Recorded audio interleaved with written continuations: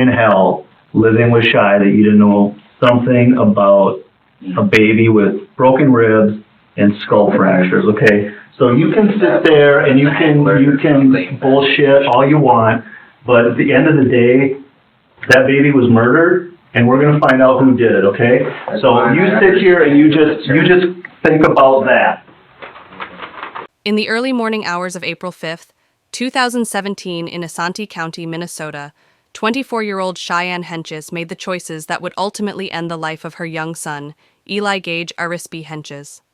Later, around 10:50 a.m., Shy Ann made the 911 call about her son not breathing. Upon first responder arrival, it was determined Eli was deceased. An autopsy conducted by the Midwest Medical Examiner's Office revealed an 11-centimeter facial fracture, possible asphyxia due to unsafe sleeping conditions and bruises, as well as 2 healing left side rib fractures. Text messages were discovered of Shy Ann telling a friend she was having second thoughts about keeping this kid. The following are the interviews the police had with Dillon Arispe, the father of Eli. Link in the description to Shy Ann's interviews. All right. Why don't you sit over here for me, Dillon, okay, bud? Actually, right here. Sit right here. Dillon, this is Brent. I don't know if you met already. We just kind of shook hands briefly.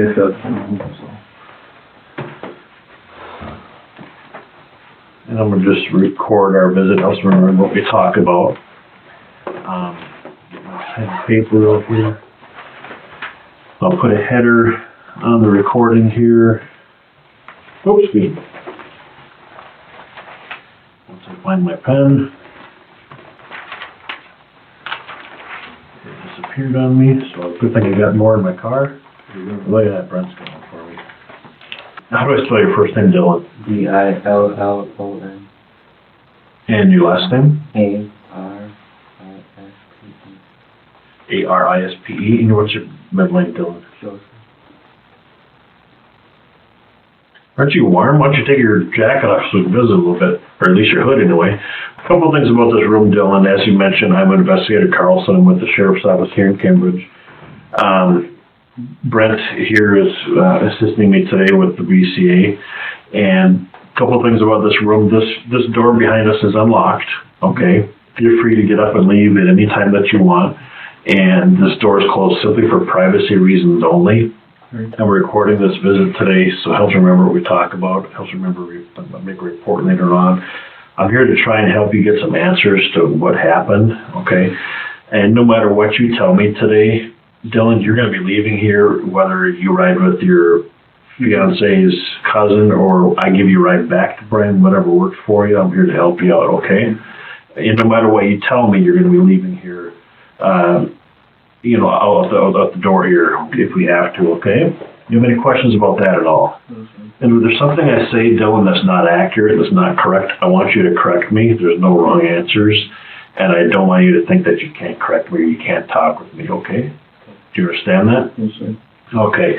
And this is a voluntary statement that you're here to talk with us today. Do you understand that? Yes. Okay, you're not required to talk to us. Do you understand that? Yes. Okay. Like I said, we'd like to find out, more what happened with your baby. And is it Eli, his name? Yeah. What's his middle name? Gage, Gage. Last name? Arispe Hentges. He went forth on this one. Hyphenate, okay. Hentges. Yep. What's his birthday? February 3rd. Of this year. Okay. Now, you're his biological father, is that right, Dillon?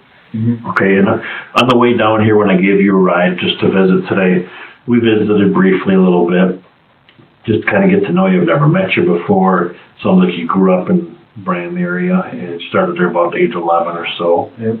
And you lived on a farm, sounds like? Yep. Okay. So also some of the things we talked about is that you used to play some pond hockey with your family. You got quite a big family the way it sounds. Yeah. Okay. And you've known, is it Shy Ann, but she goes by Shy? Yeah, she goes by Shy. And Hentges is her last name? Yep. Okay. So you've known her, you've been going out for about 3 years the way it sounds? Yep. Okay, tell me about that. What's that like? Well, actually, it's been going really fine. Okay. I mean, we were in a tough spot, and she was pregnant with him. But I ended up getting clean and Good. getting a job. Tell me what that means. You were in a tough spot when she got pregnant. What was that? Well, 'cause I made the Isanti newspaper. My tent did. Your what? My tent. Okay, I don't know anything about that. I've never met you before, so help me understand No. what that's talking about. Well, I was homeless living in a tent before. I got a job and got me, my woman, and our son a place to live. And I was going down the wrong path. Like, what kind of path is that? I used to smoke methamphetamine. Okay. It got me in a tent and I lost everything. Okay. When did you start using meth? Since when I was turned 20. Turned 20. So you're how old right now? 22. 22. So you've only been using it for about a year. I quit 4 months ago. So Okay, good for you. yeah. Hard drug to beat, isn't it? Yeah. Very tough. Probably saw a lot of friends too that lost a lot of things to it, but. Right. I also went through Teen Challenge. Okay. How'd that Pastor go? put me through that. It went really good. Good. You said your pastor put you through that? Yeah. What's your I put pastor's- myself through it, but he helped me through it. What's your pastor's name? Pastor Gary. Pastor Gary. Gary Shaw. Okay. Is he a pretty good guy? You go to Yeah, him in times of darkness and everything? Yeah, I used to visit him every day after work Okay. and see him on Sundays. What church does he go to, or what church is he in? Friendship Assembly of God in Braham. In Braham. Okay. All right. So you got a lot of things that are going good for you that you've had. Yeah. You know, Eli the last couple months and staying clean and sober and got a house I and had to do it for him. yeah, girl that cares about you. Mm-hmm. How about what was your darkest days when we were using meth? What was your days like then? I talk really spiritual. Okay. Like, nobody wanted me around because I talked about God a lot. Okay. And got really into spiritual things. I've seen a lot of messed up spiritual stuff too, but I don't want to talk about it. Okay. Yeah, that's the thing too, Dillon. If there's something you're not comfortable with, just let me know. And we'll move on to the next topic, all right? I'm cool with that. So, you found out Shai was pregnant. When did you find out she was pregnant? 9 months from, around March to August, somewhere around there. Okay. 9 months before he was born. Okay. I So, was in jail at the time because I used to go to Isanti County jail a lot okay. with some cases. Okay. So I've never no, met you. no drug charges. Okay. That's good. Okay. Just I did a gas and bill and just stuff like that. Little stuff. Yeah, 'cause I did prepay. It's just when they didn't prepay me because I prepaid $5. That's all we had for the tank. And because I was living in a car at that time too, Okay. so we didn't have much. So You made the best of what you got, though. Yeah. Sounds like you don't seem like a bad guy. I mean, we've talked to the worst of the worst, and you don't seem to be anything like that. But so you find out Shai's pregnant. What happens next? well, I moved down to the cities. I moved away, hoping that I'd get away from the drugs and start a new life. Not start a new life down there, but at least get myself around my family members. Ones that, I needed, and felt that they'd, be there, which they were. It's just, I did it more myself than, if I went down there for help and I wasn't showing them that I was there for help, it was more goofing off than anything. What do you mean by goofing off? Like, I slept all day at my sister's house. I'd go visit my mom. I did relapse a couple times, but after I moved back up here, my friend, I moved into the tent, and then my friend said I could go move with him as long as I'm sober. So Who's it's that? been working out ever since I moved from his house. Okay. My friend Lance, he lives in Pine City. Oh, okay. What's his last name? Hegman. Lance Hegman? Yeah. Okay. He's the one that was helping me get to work and back. Okay. And I still have the job that I have now. Okay. Does he work with you there at Boulder Creek then? No, he was working on a roof with a roofing company with his girlfriend's dad that goes around the U.S. and fix like roofing and stuff, like they're the contractors. Okay, like storm chasers or something like that? Yeah, they just went down to Florida, or was it St. Louis, somewhere where the hurricane hit. Okay. What's the house that's on there? So, were you involved with Shy when she was pregnant? Like, did you go to any doctor visits with her? I went to a couple of doctor visits. Okay. I was more in the cities. I was away. Okay. And you took yourself away because of why? I thought it would help get me a job. Like, I thought it would help get away from the drugs. Okay. When was the last time you used Dillon? 4 months from now, since November 25th when I got out of jail. Okay. You haven't used since you got out of jail? Okay. When you use it, would you usually smoke it, or would you bang it, or what would you do? I smoked it. Okay. And it was primarily meth, or did you use anything else, like heroin? I was even surprised I started doing that. Okay. Smoke marijuana. Weed once in a while? Yeah. Okay. Nothing. How about Shy? Did she use anything while she was pregnant, do you think? No. Okay. Oh no. She's been sober since she found out. Okay. How about before that? Would she use anything before that? Yeah. Not that I've seen. He ain't drinking and smoking weed. Okay. Just weed and smoke or drinking a little bit. Any meth? Has she ever tried, No. Okay. Did she ever talk about any difficulties during her pregnancy at all? Nope. It's just that you tossed around. You use a busser. Inside of her tummy? Yeah, you flip around, kick her. Sure. Stuff like that. Was the baby full term? Do you know what that means? Full term means that 40 weeks is a typical duration or time frame for a pregnancy. Was the baby born on or near its due date? It was supposed to be February 5th, but it was born February 3rd. Okay, so just a few days early, not a Yeah. big change. Where was the baby born at? Cambridge Medical Hospital. Okay. Cambridge Hospital. Do you know who her doctor was during that time? I do not. I don't remember. I know the face, but I don't remember. Okay. The name. Was the baby born naturally, vaginal birth, or was it C-section? It was C-section, because the sac was rupturing and it could have been bad. Yep. I don't know. Yep. There's a certain time that where stuff magic starts happening. They gotta get the baby out. So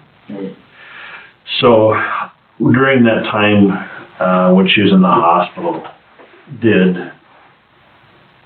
everything go as planned in the hospital? Was there any complications? Well, he had to sit under a light for a little bit. He was jaundice, probably. Something with he was losing, I don't know, a percentage of his. He was up a percentage on his weight and he was down. And I don't know what it had to do with the skin because, I don't know, it was too light. Yep, jaundice, typically. Yeah. Yep. All right, a lot of my kids had that happen. That's common, unfortunately. So. He had to wear black goggles and be under a light for a day or so. Mm-hmm. How long were they in the hospital for, do you know? We were in for at least 3 days. 3 days, okay. And you were discharged and you left during normal, regular discharge? Yep, meaning regular discharge. Doctors said it's okay to go now? We could have left earlier, but they wanted to make sure, because the lighting and the shots, and Shy Ann had an irregular heartbeat. Okay. So they had to monitor her before she left. Okay. So they wanted to make sure just anything for the baby's sake to know. Okay. How about Shy? What was she like? Did she have medical complications at all during this process? No, not that I know of. Okay. All right. How about now you and the baby and the mom get home? Mm-hmm. Tell me what things are like around the house. Well, it's quite fun. We're waiting for the warm weather to get outside. We did get them outside a couple times. we go on walks with him. You know, just normal stuff. Sit in the rocking chair and hold him. Okay. When you'd go on walks, did you tell me what that was like? Did you have a stroller? Did you carry him, or what? Well, he had a stroller. One of those car seats, but it's a stroller though. You can put the car seat on the stroller. One of those is a detachable. Sure. Okay. You know, he was always extra bundled. Okay. Yeah. So was he a fussy baby? Does he cry a lot? He didn't cry a lot. He liked to give you a hard time sometimes. Not a hard time, but he liked to fight you. How old are you? When you're holding him and he's kicking everywhere. Yeah. Yeah. Yeah. Yeah, he especially loved bath time. Okay. That's where he's bad, dude. Tell me why that is. Well, I don't know. I think he liked the feeling of the water, being washed and stuff like that. Okay. So you work, what kind of days or shifts, or what do you work at? Monday through Friday. Monday through Friday? 6 to 2:30. 6 in the morning till 2:30 in the afternoon? Yeah. I have to get up at 4:30. My ride comes at 5. Okay. So he has to set up, he has to be there early to set up all the stuff, help set up all the stuff. Okay. And we have to get out of the oven. Now you talk about getting a ride. I haven't checked, but I'm guessing you must not have a license or something, or? No, I haven't had a license since I was 17. Okay. All right. So that's why you get a ride from somebody to work. Yeah. Okay. He lives in Graston. Okay. So what does Shy, outside the funeral, home, just a little bit of a visit, it sounds like she worked somewhere before, I don't She remember. worked at Subway. Where at? Right across the street from our house. In Braham? Yeah, in Braham. Okay. How did she like that? She liked it. She just, wanted, it was good to have an income while she was pregnant. Yeah. How long did she work during her pregnancy? She worked like 8 months through it. Okay. And then the last month before she even had the baby, we couldn't get her rides into work anymore. Okay. Yeah. So then, has she gone back to work yet since Eli was born? No, she was trying to get the job back at Subway, but the boss of Subway, not the manager, but the boss of it, that owns it, said that they hired too many people. Okay. And that they were going to hire her on for a while. So her position has been filled for now then? Yeah. Okay. But they got back to her, actually. Good. She days like, ago. so when you go to work, what's the typical day like? You go to work at? Go to work, get there by 5:30. I go in, I drink the rest of my coffee, and I just help set up everything before we start. Okay, so when you leave for your house, is Shy awake, or is she No, sleeping? Shy was sleeping. Shy was sleeping when I got up, because I usually give myself 15 minutes before he actually gets there. Well, I slept in through the 15 minutes. Well, I got dressed real quick and started the coffee because I knew that was all quick and ready to go. I already had my lunch packed. I got up and made my coffee and laid back down, keeping track of time. And after it was time to go, I got up, made my coffee real quick, and left. Okay. I So, didn't see Eli till the night before when I said goodnight. let's talk about that then. Let's talk about when this all happened. So the night before that you're going to bed, what kind of schedule does Eli have? At first he'd wake up a couple times during the night to feed, but he's been eating a lot. He's been eating way more, where he's only up once a night. Okay. Once, and then there's a couple times he was up before me, but it's usual that he gets up after I get up or go to work. Okay. So when you said you feed him, does he have breast milk or formula? He was breastfed until she quit producing it, so then we started bottle feeding him. Okay, when did she start bottle feeding, do you know? Probably 2 weeks after. 2 weeks after he was born? Okay. Exactly. Okay. So when you use tell me how you make the formula then. What kind of formula is it that you use? It's Simplic. Simplic? Similac or something. Similac, yeah. Similac. Okay. Now, what kind of water do you use? Do you use bottled water? We buy bottled water for him because we were using the sink water and he kept puking up, so Okay. we just got him bottled water. Okay. Have you used the same type of formula from day one until right No, we now? used a few. We used a couple where it's more healthier for him, or something more, something that tastes more like the breast milk. Okay. They said that there's a formula that's close to the nutrients and all the vitamins and stuff that The breast milk? the breast milk has. Okay.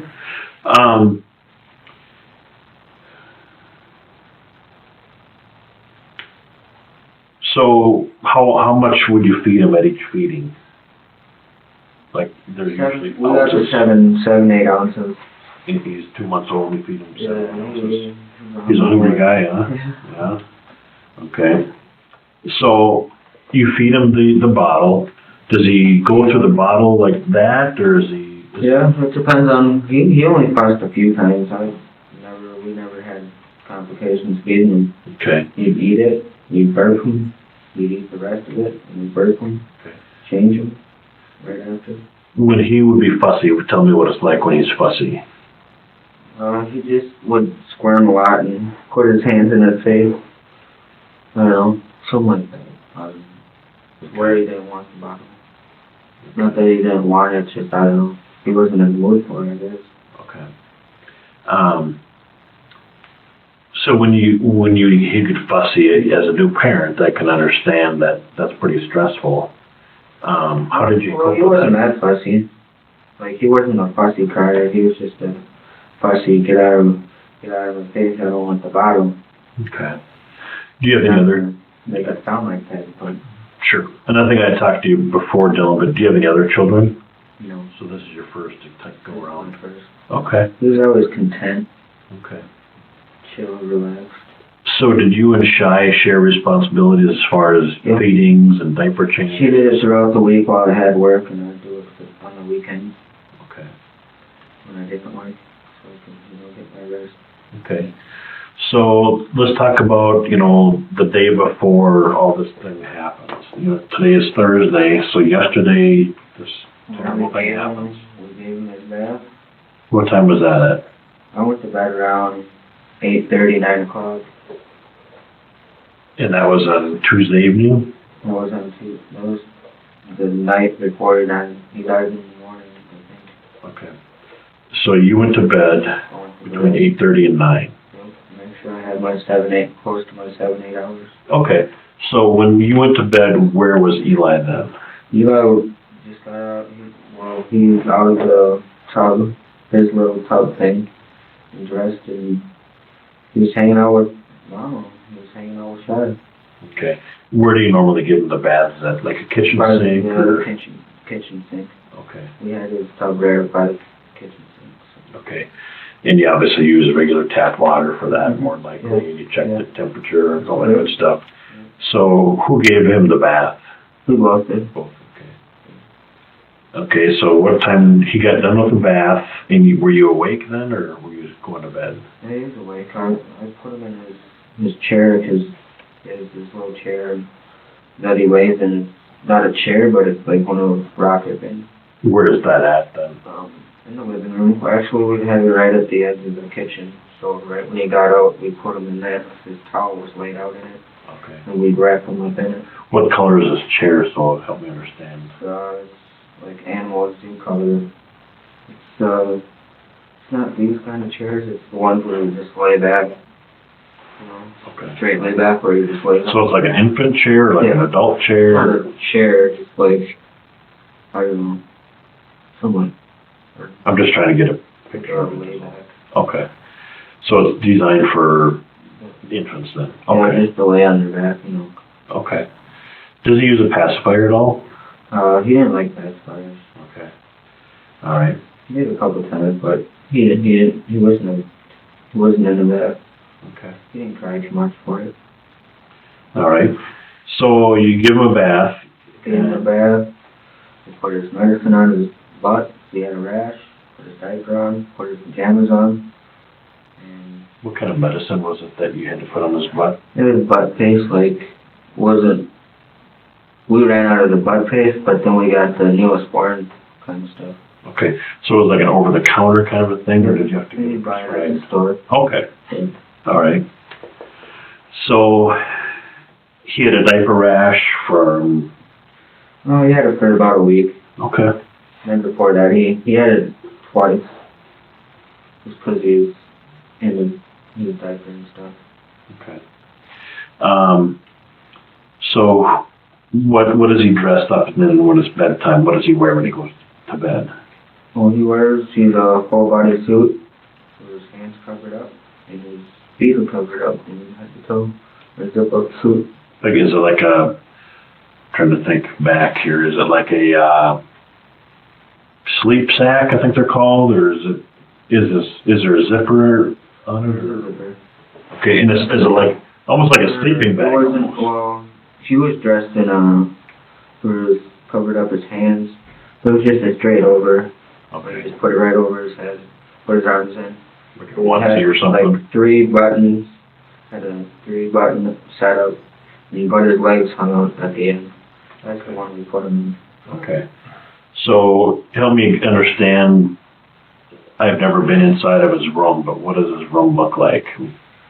Well, he has his bed is, well, What does he sleep in? sleeps in his bed. Okay, is it a bed, is it a crib, or something different? It's a crib. It's a raised up bed, so the infant can sit up the highest. When he grows up, you can put it down to where he can't get out of it. Okay. What kind of, do you have pillows or sheets or blankets or something? That blankets that he laid on. Okay. His pictures, all his stuffed animals. And Yeah, it wasn't in the crib, it was just laid out around the room. Okay, tell me what's all on the side of his crib. On the side of it, the dressers. Inside of his crib where he sleeps, tell me Oh. what's everything in there. It's usually just a blanket. I mean, he might have a couple teddy bears sitting in it, but there was nothing really around it. It was just an open blanket, and then his Burberry, and then the blanket would cover him with. His blanket, and what else did you say? His Burberry. Oh, bird bag. He likes the not drool, but puke up his Milk a little bit. his milk a little bit. Okay. So we lay that down. So who laid him down Tuesday night then? Shine did. Shine did. Okay. When you would lay him down, do you lay him on his tummy, on We his lay him side? on his tummy. On his tummy? He was more comfortable. He was a really strong boy. Okay. He was really strong. He'd always lift up his head and go like that. And Would he roll over? Is he no, rolling over yet? he never rolled over. Okay, so when you would, Himself up and lay his head to the side like that. okay, so when both you and Shy would put him to bed, would you both put him on his stomach then all the time, or something else? Well, she put him on his stomach because he felt more comfortable. So when we put him on his back, he'd always cry. Okay. So when we put him on his stomach, he felt more comfortable and probably sleep easier. But when she started doing that, the only thing that stressed me out about it is because I had an older brother, my mother's first child. Michael, he died because he rolled over. He actually rolled over. He wasn't laid down on his stomach. So. Tell me about that. When did that happen? He should be like 37 now. Okay. He died when he was a week old. Oh, so a very long time ago then. And that was a relative of yours? And he's my oldest brother. Not the oldest that's living, but the oldest. Would have been the oldest. Okay. All right. So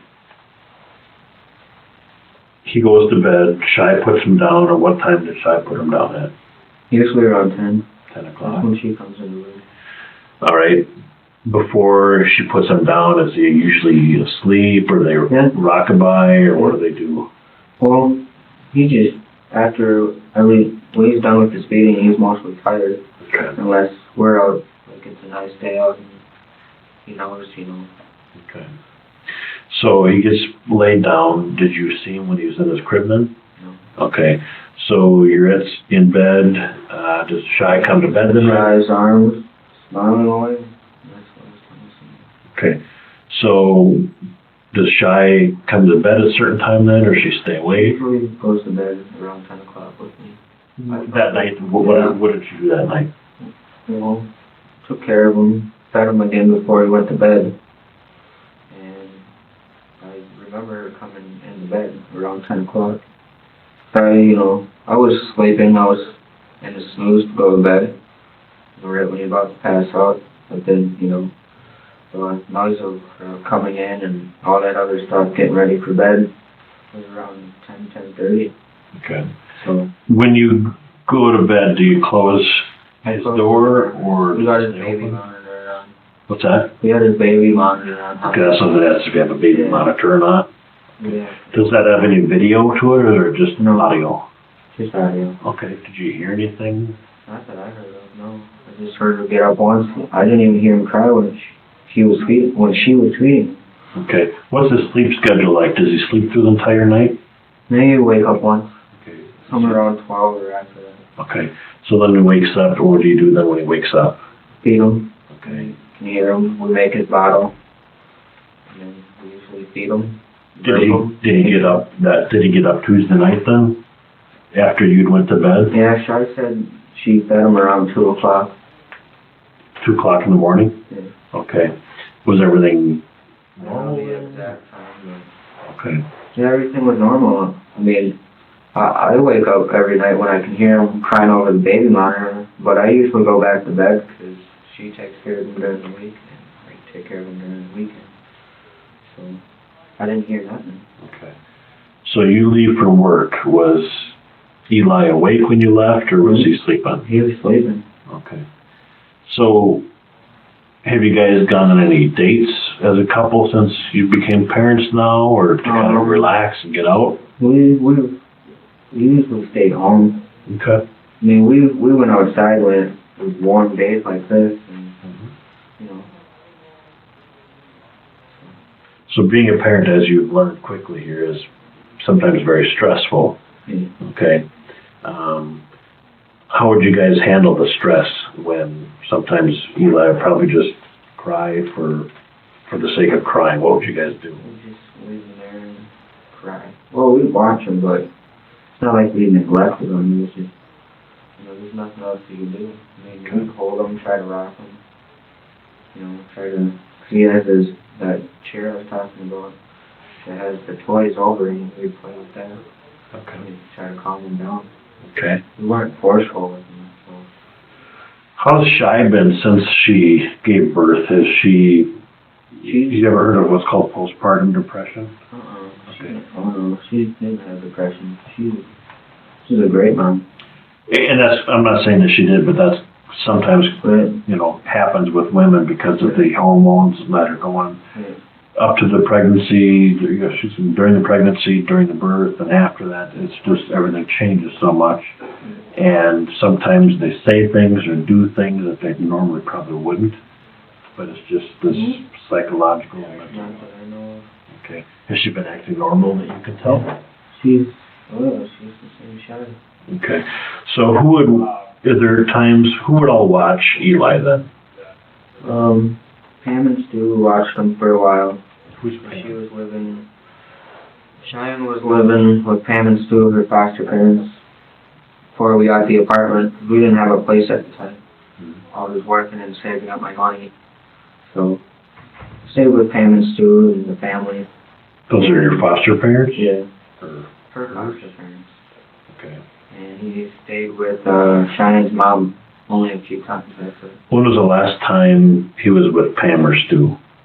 Oh, that wasn't about a month ago since we moved in. Over a month We ago? moved in on March 3rd. So That being months after he was born.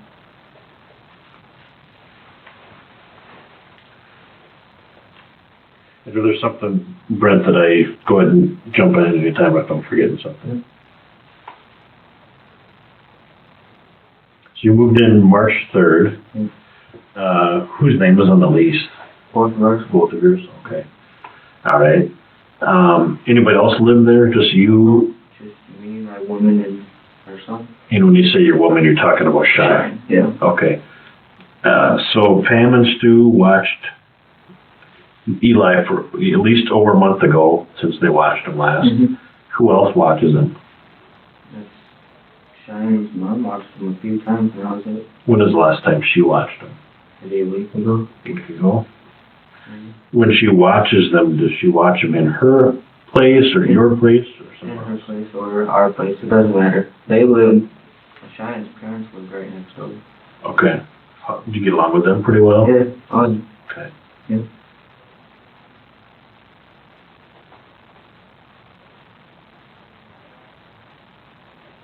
So they watched them, when did you say? Maybe a week ago, I don't remember. Okay. Does Eli have any medical problems that you remember? Not that I know of. When he was born, did they have a score that they're given? Was there any ever concerns? He stayed at Cambridge Hospital the whole time? Yep. Okay, so everything was fine as far as heart, lungs? He had his shots done. Did you say shots that He had a couple immunization? of shots in his morning. Okay. And has he had any other recent, when was the last time he was at a doctor? He had an appointment on Tuesday that day. That day? Or Monday. Monday? No, Monday. Monday, yeah. That's when he got his shot. And that was that in Cambridge? Yeah. Okay. And was that the same doctor that delivered him?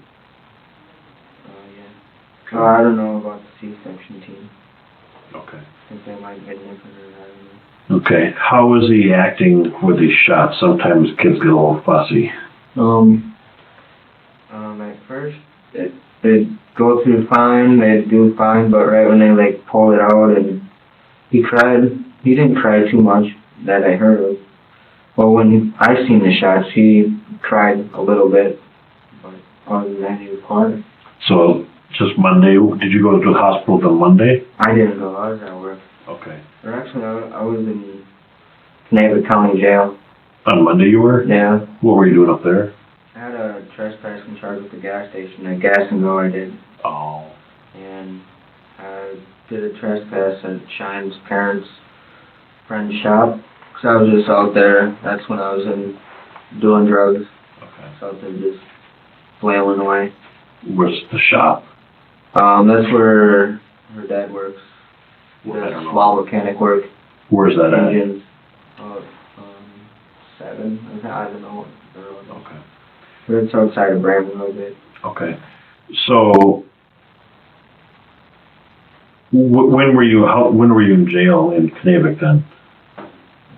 When did you go in? I went Saturday night. They picked me up on a warrant. Okay, so They Saturday said I night. couldn't commit same or similar and stay law abiding. Okay. And when did you get out of Knavik then? Monday. Okay, so you only spent Saturday to Monday. Did you bail or was that credit for time served? Time served. I still have to serve a couple more days on the 21st. Okay. I will serve to the 21st, 22nd. What kind of charge is that on? Trespassing. Trespassing. Yeah. Okay. How did you leave Knavik then? Somebody come get you? Did you I called a friend that I go to church with. Okay. Yeah. So imagine that's probably a little stressful for Shy that, dad's in jail and she's at home with a 2-month-old and just had shots and things are getting probably a little heated. What was Eli like at home after the shots? He cried a little bit because, the physician, like, trying to get him out of his clothes to change his diaper. It was the zip suit to where, the one leg was swollen and the zipper was going down the other leg. Had to, he had wiggle his legs out. He didn't like his legs up like this because he got 3 shots. Right in the leg. He had 2 of them here. I don't know what the third one was. Okay. So he gets the shots Monday morning, afternoon. What time did he get on Monday? Did I get home on Monday? No, what time did Eli get the shots? Oh, I don't know. I wasn't there. Okay. So he comes home and you get out Monday at... He was totally fine when I seen him. He was sleeping when I came home. Okay. What time did you come home at? That was around 12:30. He didn't get home till like 1:30, 2 o'clock. Okay. I had to wait for my ride. Very busy doing something. Okay. So, he gets the shots Monday morning afternoon. Okay. So the only ones that watch Eli is you, Shy, Me and Cheyenne. and that's pretty much it. That was the schedule. It was just obviously the thing. Okay. Has Eli had any injuries recently? Bumping his head or falling or anything else? He did fall. Tell me about that. Well, he was sitting on the couch, or not on the couch, but he was sitting, I don't know, somewhere. He rolled and he hit his head a little bit. Tell me about that. I don't remember. I wasn't there. Cheyenne was there. Cheyenne told you about that, or how'd you know Yeah. that? When did that happen? Maybe a week. A week ago. Okay. Part of his head was a little, I don't know. It looked indifferent. You look different? Yeah, it looked. Tell me about that. How did it look? I don't know. It just looked like he had a big forehead. Okay. You know. Did he get It wasn't black and blue. Okay. Did he get cuts at all, or? No. Okay. He just scratched his face with his nails. Okay. Where did that happen at? Did that happen in your apartment or somewhere In else? the apartment. Okay. So he was on your couch? I don't know where he was, but Where did he fall then? Help me in the living room. understand that. I wasn't there to have a visual. Okay. So, do you have carpeting? Do you have hardwood Yeah. floors? Okay, so he fell onto some soft carpeting then? Yeah. Okay. Did anybody take Eli to the doctor? Did they think it was necessary? No, we're just waiting for his checkup. Okay. Because we had a checkup on him, so. Okay. So when you checked him, or when was it that he fell? Excuse me, I don't remember. Maybe a week or two ago. A week or two ago. Okay. All right. He's fine. It was close to a week, 2 weeks ago. Okay. Any other injuries that he would have at all? Nothing other than scratching his face. Okay. That was it.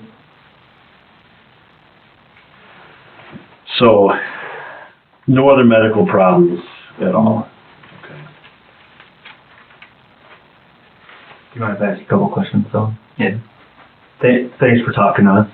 You're helping us understand a lot of this, and I just, things are coming to mind as we're talking here. I just want to make sure that it's clear to me what happened. So we'll just kind of start from kind of the beginning. You and Shy have lived together at that apartment since March 3rd. March 3rd. Prior to that, you were homeless. Is that correct?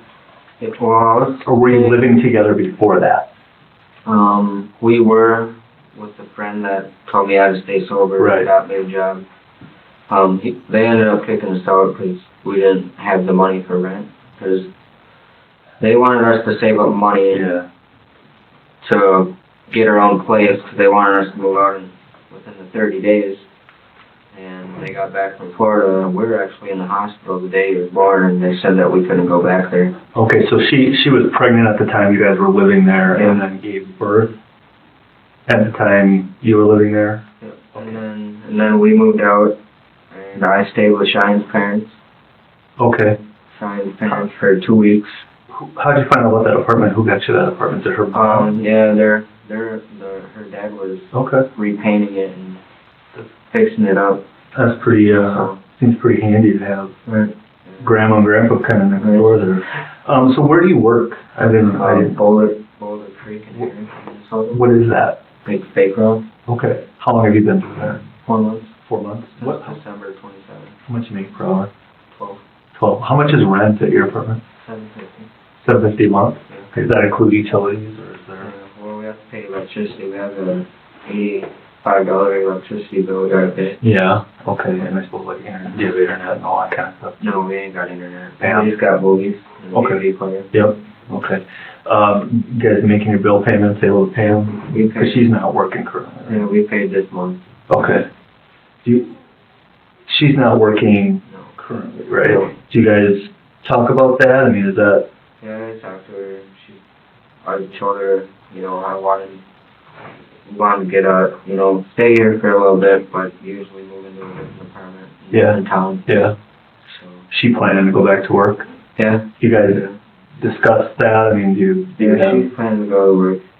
are you cool with her staying home right now? Yeah. Yeah. Yeah. Probably best for the family and time and everything. Okay. And then, so if I could just clarify, Tuesday night. So you go to bed 8:30 or 9, somewhere around there. And you recall Shy coming in about 10 or 10:30 to bed? Yes.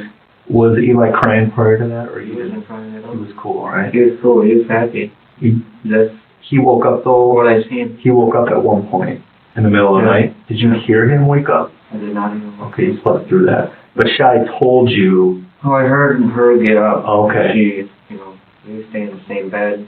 Heard her open up the door, and I fell right back to sleep because I know she was taking care of me.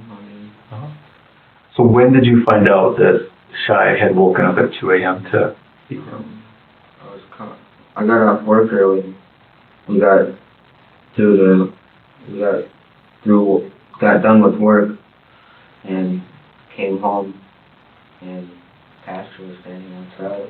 Okay. So you didn't talk, it sounds to me, and correct me if I'm wrong, but you didn't talk to Shy much before you left for work.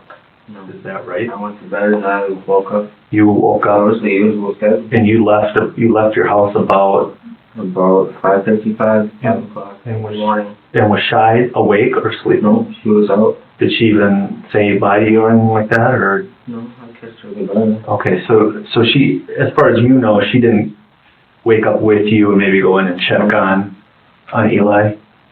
Okay, so you kind of bounced and went to work, Yeah. and everybody was asleep, baby and mom. Okay.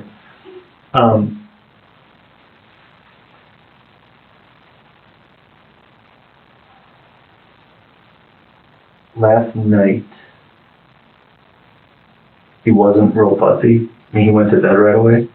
Not last night. Oh, sorry, Tuesday night. Tuesday night. Okay.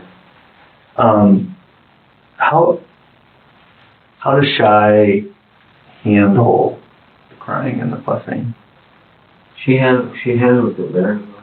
Yeah. Yeah. She usually holds him in rocks. Yeah. Okay. She gets She usually tries to get him whatever he wants. yeah. Stop crying. Because I mean, I think back to when my kid was a newborn and 2 months old. Sometimes that when you're not getting a lot of sleep, sometimes that fussing can kind of wear on you a little bit. Especially when you don't know what the hell's wrong. He's fed.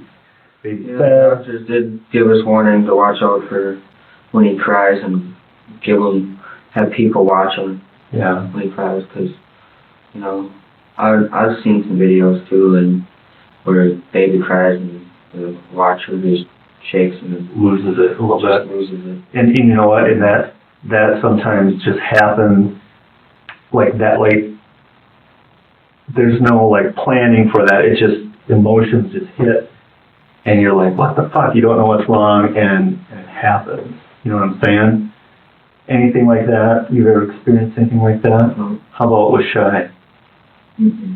Do you I have don't any? know, we're pretty happy together. Yeah. You guys sound like you guys are partners in this. You take the weekend shift, and she takes the week. I mean, that's a really cool way to do it. Yeah. Okay. So she could get her sleep and get mine. Pam and Sue, what are their last names? I don't know. Were they at the funeral? Yeah, they're right. Okay. And how long did Pam and Stu watch Eli? Maybe a couple weeks. They watched him for a couple weeks? Like, not alone. Oh. Shine was there. Shy was there? Yeah. Okay, and where were you then? I was living with Shine's parents. Okay. Because Pam and Stu live in Rock Creek in Pine City. Okay, yeah. And I stayed in Braham because my ride lived in Braham. Gotcha. So you kind the of first ride I had lived in Braham until we moved to Isanti, so then I got a ride from the guy that lives in Grafton. yeah. So you stayed back in Braham because of work? Because you had to work? Yeah. Okay, and Shy's mom, what you stay with them? Mm-hmm. Okay, I understand. Thanks. Did Eli have a birthmark or a rash or anything like that on the side of his face? No, it was usually just a scratch. From his nails? Yeah. Yeah. Kids do that. If anything, it would probably be the milk under his chin or something. Okay. But he didn't have like a birthmark or No, anything he did. on the side of his face? He did have a rash maybe Rash. a month ago. Just from his chubbiness? Yeah, from the milk. Yeah, right. Yeah. Yeah, that happens. So you mentioned this time where Eli may have fallen. I want to know a little bit more about that. So you weren't home when that happened? I think I was. I think I was in the bedroom or something. I was doing something because I don't remember seeing it. So tell me exactly what you were told happened. Because when he sat up, he like moved. Sat up where though? I'm sorry. In the couch. Just on the couch? Yeah, but in the chair. Was he in a little recline chair? No, I don't know if he was in the chair or down on the floor, laying by Okay. there. Yep. But he likes to move a lot. Sure. Jerked a lot. Okay. So strong he was. And he just fell down like that. And then He what rolled. happened? Okay, he rolled. So, Yeah. but you didn't see this happen? No. Because you were in the bedroom? I was in the bedroom. I was doing something. I was Okay. in another room. About what I was time probably of outside smoking cigarettes or something. about what time of day or night was this? Probably around the evening. Evening? Yeah. Okay, like 5, 6, 7 Yeah. before his bedtime. Yep. And was he kind of fussing when he was No, moving he was around? just rolling. Just rolling? Yeah. Okay. He never rolled when he was on his back or on his stomach. When he was sat up, Yeah. he had a kind of a heavy head. Okay. He just Yeah, rolled. yeah, their necks aren't real strong yet, right? So what did Eli hit his head on? You think? What were you told he hit his head on? I heard it was before. And you heard that from? Shy Ann. Okay. Because I assume Eli was crying after that happened? Yeah. I wasn't around. I was, but I was smoking a cigarette or something. Outside or something? Yeah. Okay. So when wasn't present. you came back to the When I came apartment, back. what was the scene like? Or what were you seeing or hearing? Nothing. He was passed out, I think, all the time. What do you mean passed out? Well, because she was getting him to bed, making him feel better, you know. Okay. Yeah, I think he ended up passing out or something. Like when you say passing, you mean falling asleep or losing consciousness? Because those are two different well, things. into bed. Okay, like going to sleep. I don't know if you went to bed, but that was taking a nap in that sense. I don't know. Okay. And you described some swell, like a bruise or something? swell. Swell, and it was on that side of his head that you got hit to? Okay. Yeah. Okay. It wasn't red, it wasn't black and blue. So the right side? Left. I'm sorry, left side? Left. Yeah. Okay. It was just kind of, Oh, that was your right. Yeah, left side. okay. Your left. Yep. Not mine. So, but it was noticeable. You could see that it was swollen. Well, if you kind of turned your head like this, I mean, it wasn't like out there, but it was. Right. Okay. And Cheyenne said, because you weren't there, but Cheyenne said that Eli had fallen off the couch Yeah. and hit his head on the floor. Yes. Okay. Not on a table, No. accidentally, or He would have something had a hard. bruise or a cut.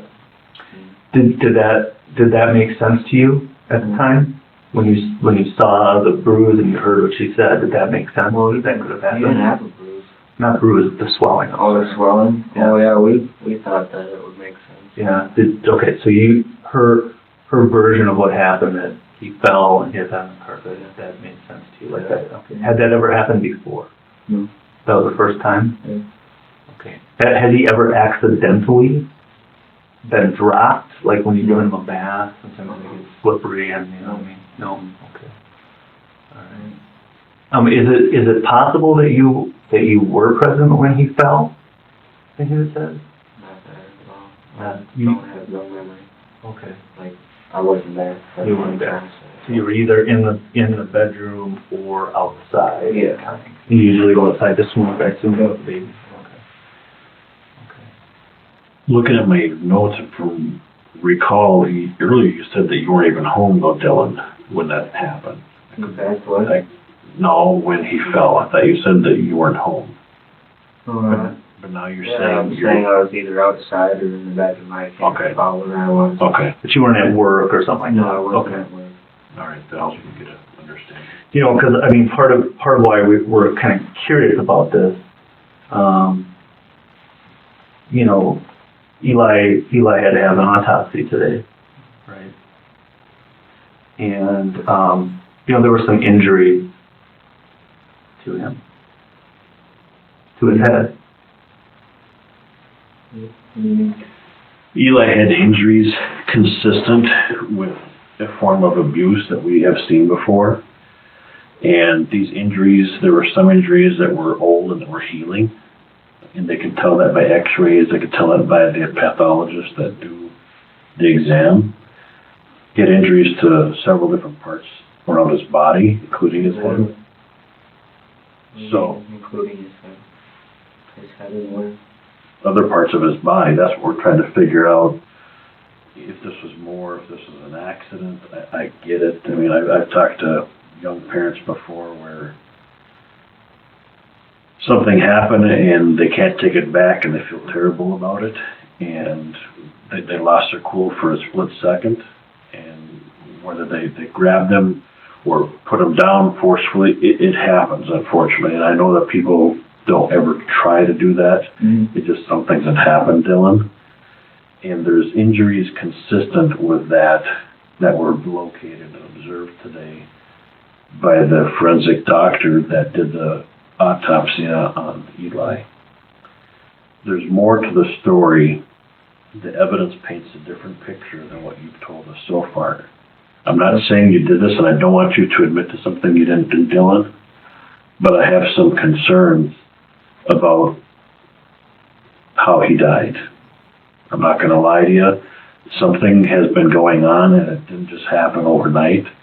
And I think there's more to the story, and I think I can see it in your face. I can see it in your body language, Dillon, that maybe this was an accident, that you didn't mean it to happen, but unfortunately something bad happened, and now we can't take it back.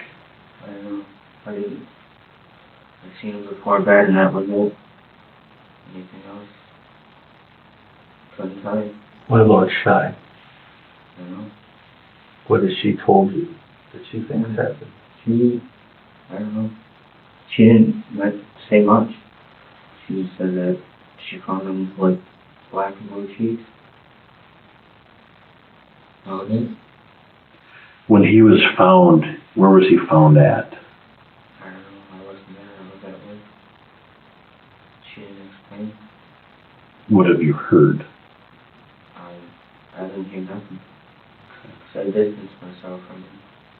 What do you mean? Like, because the family's all getting all together and stuff. You're the father, though, don't you think? They would include you, that he'd be part of this process? They did include me, but I didn't want to include myself. Tell me why that Because is. of his loss. Eli's loss. Yeah. Like I told you earlier, Dad, I can't imagine what you're going through. And unfortunately, like my partner Brent and I, we've worked a number of these cases, and I'd say, if not all of them, a high majority of them, or percentages, these are accidents that some people's frustrations or emotions got the best of them. In a split second, things can change. They're so vulnerable at that young age. Like Brent mentioned, their head and their neck isn't very strong to hold their head up. That's why they fall, that they tip over. And also with our own personal experience, being parents ourselves, we understand the frustrations that come along with that. And we've all been there. You know, we get frustrated. I've been frustrated before. Okay, so I understand that a crying kid at 2 or 3 in the morning with maybe half hour to sleep is certainly a possibility. It does happen. But what we're saying, Dillon, is that based on the evidence that was found today, that there's something more that has happened here. And I just want to know what happened. I told everything.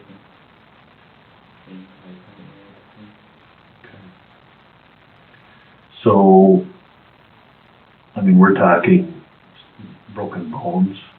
Eli has had broken bones, skull fractures. Those don't just happen from falling off of the couch.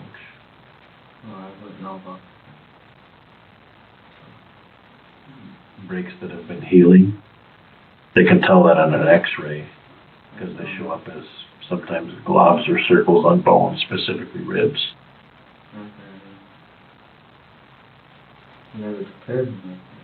I didn't say you did, that's why I'm asking. I just And, I mean, there's a lot of time where you're gone during the day, yeah. and Shai's home by herself with the newborn, right? And I mean, that's no fault of yours. You gotta work and provide for your family. Right. And, you know, she's doing the best she can. But sometimes, you know, like you said, you've seen those videos, people just kind of lose it quickly. Right. One time. And they're like, oh shit, I didn't mean to do that. But it happened, it's done, right? Well, I hope it's not that case. But it is the case. I mean, I don't think you or Shai are type of people that would point, you know, think about ways to abuse kids like that. It's not you guys. Yeah.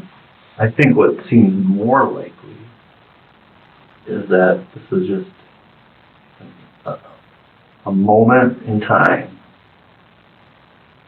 where somebody just kind of lost it and didn't mean it. Yeah, I don't know. I think this was an accident, Dillon, that, like Brent said, you know, he certainly didn't mean to this or intend to this to happen. Unfortunately, it didn't happen. But, you know, this whole time, granted, I like I said earlier, you guys have been through a lot for the last 24 hours. And just your demeanor is, there's something more going on, Dillon. You don't seem like a bad guy. Okay, whatever's happened in your past, I don't care if that's in your past. Let's focus on the future, how we can help you. But we need to know how we can help you and how we can help Shai go get forward past this. And honesty is the best thing. So I just need you to tell me how this happened, what happened. There's more than what's going on. I told you all that I know.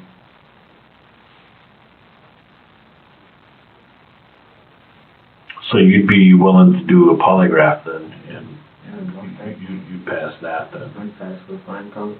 Okay, do you know what a polygraph is? Yeah, hear the heartbeat, whether you're lying or not. Okay. What is Shai going to have to say about this, do you think? Pardon? So what's going to happen later on, Dillon, if once we're done here today, we find out that the evidence then points back to that it was actually Dillon at fault? If that's the case, then I misjudged you. Well, I wasn't, because he was alive when I went to bed. Okay. And I went to work and didn't see him. You're probably right, Dillon. But in all the injuries from the past, how did those happen?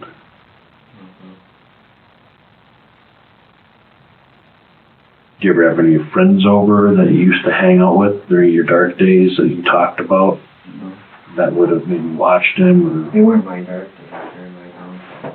There, what's that? They're my downfall. Your downfall? And I got over it. We all have them. We were talking a little bit earlier about we went to Teen Challenge, right? And you got some encouragement or help with Teen Challenge from your pastor. Yep. How long have you been attending? I just went there for a month. Did you find it helpful? Yeah, it was quite helpful. And so Assembly of God, is that, I assume that's sort of Christian? Yep, Christian. Yeah. Do you consider yourself religious? Okay. Yep. Believe in God and all that? All the time. So do I. And, you know, I know one of the big parts of being religious, especially in, you know, I can only really speak to Christianity, is this whole concept of, you know, forgiveness and things like that. And, you know, I just met you. I don't know Shai, but I've met people in your situation before, unfortunately, who've lost a child and the pain that they feel. And sometimes having a faith can help get people through that.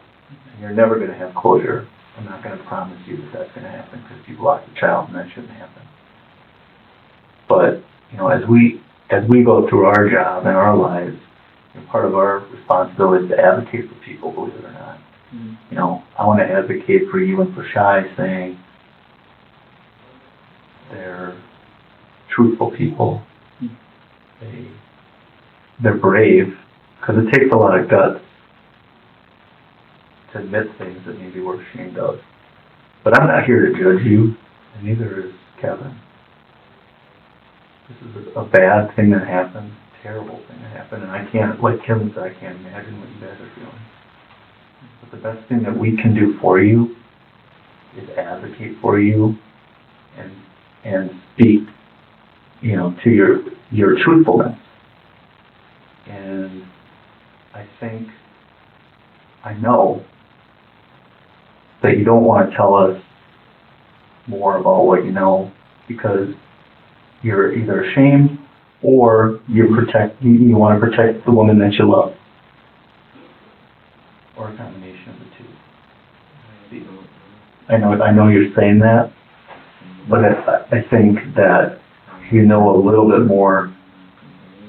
Not going to believe it. Do you think Shai had anything to do with those injuries to your son? Not that I know of. It's not Shy, I know. Not that, right. The Shai you know is a good mother, Yeah. and she's Did everything for him. yeah. But she's alone a lot with a new baby, and that's just circumstance. That's not because you don't want to be here. I mean, I talked to her mother today. Her mother initially didn't like you, but she had nothing but good things to say about you. She couldn't believe how awesome of a dad you've been. Yeah. You know, she was really proud of you. So it came along with it. Yeah, right? You worked hard for that. You're a man. I mean, men don't really become men until they have kids and they got to provide. Yeah. And you're at that point, That's what I got. you know? And then, yeah. Yeah. And you've been blessed, you know, and now terrible death occurred. And I think we can provide answers, but they might not be comfortable things to talk about. And what we talk about here stays between us. We're not going to go share with other people what happened. But we can't advocate for you because at the end of the day, we have to answer to people too. And we have to be able to say, Dillon and Shy Ann came in here and told the truth, instead of saying, look, we gave them their opportunity and My knowledge. you keep saying to your knowledge, Yeah. right? Yeah. So that's not really a no. You know what I'm saying? What do you mean? I'm saying that when people say, well, to my knowledge, that implies They know more. there is more than what they're saying. And I'm not saying that you're necessarily the one that caused these injuries, but you live in that house. And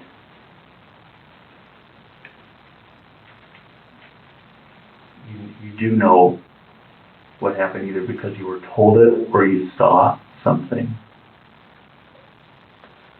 I mean, how long do I got to be here? Because I just feel like I'm being questioned for something I don't want to do. Well, I mean, you can run away I don't from want what to hear you want to do, but does You're that asking me questions that are uncomfortable, and that's it's what not uncomfortable. It's what? I'd never think of any of the questions you were asking. Did you cause any of the injuries to your son? See, and that's one of the questions. Do you think that it's unfair that I ask you that? It's not unfair. I mean, you're just doing your job. Yeah. But Well, I mean, that's a yes or no question. Did you cause any of those injuries? no, I didn't. Okay. We're trying to help you get some answers, Dillon, as far as what happened and how we can explain those injuries from the past. Dillon, like I said, I've never met you before, so I don't know. You told me you've had some run-ins with law enforcement before. Mm-hmm. As far as I'm concerned, Dillon, you got a clean slate with me. I don't care that you trespassed or stole gas or whatever. That's in the past. Okay, it doesn't matter to me, Dillon. What matters to me is you and Shai and Eli. We need to get to the bottom of this. Okay, I never once have said that. You know, I'm telling you the facts, the evidence that we have found based on evidence-based practices, meaning the person who did the autopsy found things today that were concerning, that raised a red flag. Who did that? We don't know. Okay, somebody did. Whether it was you, whether it was Shai, whether it was both, whether it was an accident, we don't know. We're just here to talk with you. Okay, you seem to be a reasonable person. Okay. If I thought you were a bad person, we wouldn't be sitting here talking right now. Okay? I think you're a normal guy, like a lot of us as new parents. They don't come with a manual. They don't come with a book to read on how to be a parent. Okay? But what I'm saying, Dillon, is that we're trying to figure out how or why these prior injuries got there. And I tried to tell you earlier, if you didn't do this, I don't want you to admit to something you didn't do, okay? But if you know something, or if you've heard something, or if you accidentally, you know, I've dropped my kid before. Thankfully, we're right on our bed. He was a little bit older when I was giving him a bath. I've done it, okay? He didn't get hurt while we were on the bed. But I did it, so I understand how kids can be slippery, kids can get fussy. My kid, this isn't about me, but this is about you as guys in the family, how we can help you. But in order for us to help you, we need to know everything as far as what happened. What I know is everything I've said. Okay.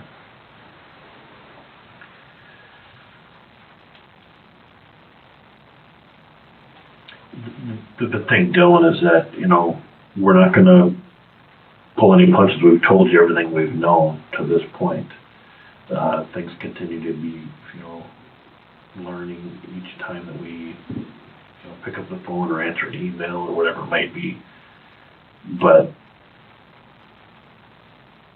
you know, you're a man of faith, and I respect that. We all are in this room, the three of us. We're grown men. We're all parents. And things happen.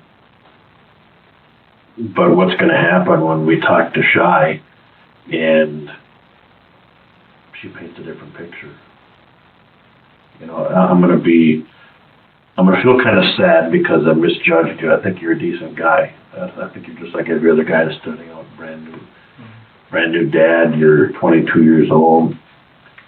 You know, you're doing the best you can, working your ass off. You know, $12 an hour. It's not flipping burgers at McDonald's, but it's better money than that. You know, you work hard to provide. That's obvious. You stayed in Braham where your work was at to get a ride. You're doing the best you can with what you've got to provide. And you know what? It wasn't for me, it was for him. I know that. That tells me that you're concerned.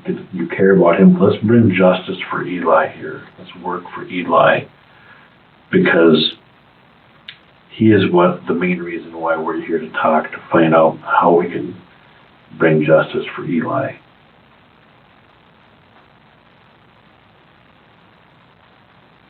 I can talk to him blue in the face, Dillon. I think you're a decent guy. You know, whether you've already said that it's either you or Shai that are always around him. So these injuries had to come from somewhere, and it didn't come from falling off of a couch. Well, I couldn't tell you. Okay.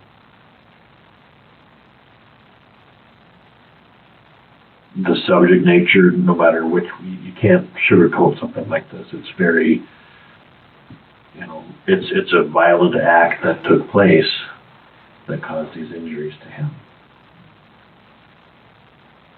Well, I've been in that happening. So. Okay. I know it's hard to talk about, but it's something that we really need to just try and jog our memory as best as we can.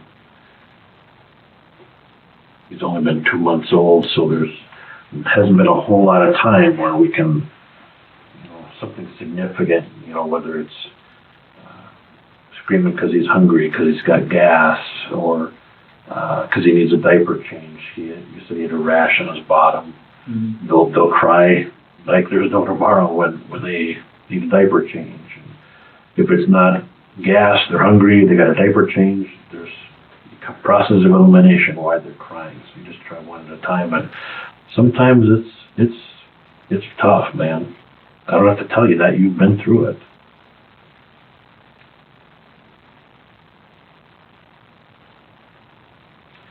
Regardless what happens after today, Dillon, I'm not going to be the one, like Brent said, I'm not here to judge you. That's up to somebody else, and I think we all, three of us, can agree that there's something much bigger out there, and none of us are here to judge you, or to judge Shai, for that matter. And your mother-in-law, Shai's mother herself, she said today that you didn't always have the best relationship, but she spoke pretty highly of you, but you've got a lot of support there within the family. Mm-hmm. But sooner or later, more evidence is going to come out. So there's a right way and a wrong way. And right now what you're doing is the wrong way. By sitting there shaking your head and saying you don't know nothing about nothing. Because I know that you do. And you don't, I want you to tell me the truth about what happened. And if you didn't do it, like you said you did, that you didn't do, I'll respect that. But there's no way in hell living with Shai that you didn't know something about a baby with broken ribs and skull fractures, okay? So you can sit there and you can bullshit all you want, but at the end of the day, that baby was murdered, and we're gonna find out who did it, okay? So you sit here and you just think about that. Great back.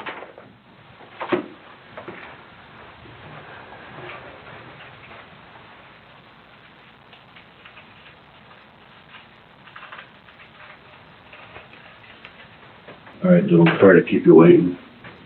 I kind of explained to the other guy that I've never met you before, and he probably deals with the worst of the worst all the time, and sorry for him that he maybe blew up at you a little bit. But it doesn't change how I feel about you, Dylan. I still think you're a decent guy. Mm-hmm. Okay. And he's not going to come in here anymore. It's just going to be you and I visiting a little bit. But let's go back a little bit. And I know this is hard to talk about, Dylan, but do you understand what I'm getting at, Dylan, as far as the injuries that were located on Eli's body from this examination? Located where? He has several broken ribs. That's impossible. We never handled him that way. What's that? We never handled him that way. Okay. Well, the medical examiner at the Midwest Medical Examiner's Office out of Ramsey, they did the autopsy today. And Dr. Quinn Strobel is the forensic doctor that did this examination. And she's done thousands of them. And part of the examination, too, that they're able to examine Eli's brain and his skull cap. And what that is, there's indication inside of his brain and inside of his skull, there's discoloration from what she explained to me that people call it like a shaken baby syndrome. I don't know if that's what it's technically called or not. I don't believe it is. Our son like that. What's that? But we never handled our son like that. Okay, I didn't say you did. I know. But someone has. It. Okay. I know it just makes you want to throw up, don't it? Okay. So, I'm just trying to put pieces together here, Dylan, and I just somehow... I'll take a polygraph test. Okay. Okay. Do you see what I'm getting at, Dylan? Is that I don't have, number one, I don't have all the answers. Mm-hmm. And I don't try to pretend that I do. But what I do know is the medical examiner that knows what child abuse looks like is telling us that these are indicative of a pattern of child abuse. When a child's ribs break, they're going to show up on an x-ray as sometimes a different color of a bone, and they're going to show that there's new bone growing around and won't break. Okay. Children's bones are made up a little bit different than yours and mine. They're a little bit more fragile, and they're also flexible. Whereas yours and mine right now, they don't flex, they just simply break. So it takes quite a bit of force. I've had some cases before, Dillon, they're called compression fractures. Okay, pull your hand out so I'll show you what a compression fracture does. Is that picture, like, I'm not saying this is what Dillon or what Eli has, but as an example, okay, we can tell in an x-ray what compression fractures do. And that's from basically being forced straight down to the ground. I don't think that's what happened with Eli here, but we could tell based on medical evidence and tests and examinations that Eli had broken bones on his left side of his rib cage, and he had at least 2 different skull fractures in his head. Okay? And you wouldn't be able to tell just by looking at Eli that he had those injuries. That would only come from the doctor visit wouldn't have shown that yesterday because he wasn't looking for any bone breaks of that. Okay, so the immunization that he got, his death was not caused by immunizations. Okay, his death was caused by blunt force trauma to his head, and also potentially positional asphyxia. Do you know what that is? Mm-hmm. Positional asphyxia is when a child as young as what Eli is placed on his stomach. Children that young are supposed to be put to bed on their back, okay, with no other blankets inside of their crib. Okay. I know at least 8 years ago they taught us that. Did you go to any parenting classes with Shy at all? Mm-hmm. Okay. And it's scary becoming a new dad. I get it. And there's ready for me. You're ready. You know what? You are. You're 22. You know, you're planning for the future as far as, you know, going fishing and, you know, going ice skating and all those fun things that, you know, that you're supposed to be able to do with your son. So we need to figure out, we need to get some justice for Eli. Okay, and it's as hard as it is to talk about. I think Eli didn't die of natural causes. Okay, we know that for a fact. There's evidence to show he did not die as an accident. Okay. Somehow, somewhere is the truth. And deep down in my heart, Dillon, I think you know that truth, and I'm still not going to judge you. Okay, whether, you know, Shy is alone a lot with Eli. Whether she did something or she told you, I think there's something more that has happened. And that doesn't change the fact, you know, my partner, he got off to a rough start, okay? I apologize for that. But I want to know how I can help you, Dillon. Okay, you're a young man, you're a young father. I get it. I was in your shoes once too. Okay. And the evidence shows that Eli has been abused more than just the last couple of days. Don't care what the evidence says too. We didn't abuse our son. Who did that? I couldn't tell you. Or I shouldn't say that because then your partner would be in here bitching at me. I'm like, just you and I right now. He's not coming back in. I told him to stay out. It's just you and I to visit. It's just too much to take in. You're right, it is. But we need to figure out how to help you. Dillon, whatever. I just want to know what happened. And we do too, Dillon. Okay. And I can't help you without knowing all the facts. But Dillon, listen. Okay. You and I have had a good talk this whole day. Let's not change that, okay? You need to trust me, Dillon, when I tell you that the evidence shows another story. Okay? It's not the story I put on. Well, Dillon, why would I... Let me ask you this, Dillon. Okay? I've never met you before, I've never dealt with you before, so do you think that I have been treating you fairly here today? Yeah. Okay, I appreciate that. And that's not going to change. I'm still going to treat you fairly, Dillon. However, you have to believe me and trust me that the medical examinations, they do this, that's their living, okay? They know how to find this stuff. Okay, I'm not a doctor. I'm not a nurse, thank goodness, because I couldn't handle all that. Okay? Somebody did some things to Eli. I think they were accidental. I don't think it was purposeful.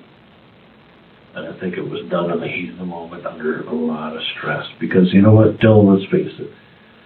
I know there's stress involved with being a brand new parent. I've been there, okay? I understand. It'd be different if you got some 21-year-old cop in here that is not a parent himself, that doesn't understand. That how can he talk to you with that experience, with never experiencing it himself? I'm telling you that myself, I've been through it twice, and I get it. And I've also, I've also lost one, okay? It was a long time ago during pregnancy, but so I understand what it's like to lose a loved one. It's very hard. Okay. You had 2 months to grow and learn so much from Eli, and that the 2 months is just not enough time. Eli deserves more than that. He deserves love. You're right. He deserves love, and right now, you and I, as Christian men, we know that God is with him, and that He's protecting him. And someday we're going to have to be judged by our Maker. Okay. So, I just want to know why, Dillon. Here's the thing, Dillon, okay? This is between you and I in this room right now, okay? I'm not going to go running off to my partner if you decide to give me information that I think that you know about. I don't know anything. I told you the life schedule. How it goes. You told me a lot of it, yeah, but there's some things, these injuries just didn't just happen. I understand that, but I couldn't tell you how he got it. Do you want me to show you the medical examiner's report? I can show you where it talks about blunt force trauma to the head. I can show you what broken ribs look like. I can show you the evidence. But I'm just telling you, I'm not making this stuff up. Okay, I'm trying to be fair and as open book as I can with you.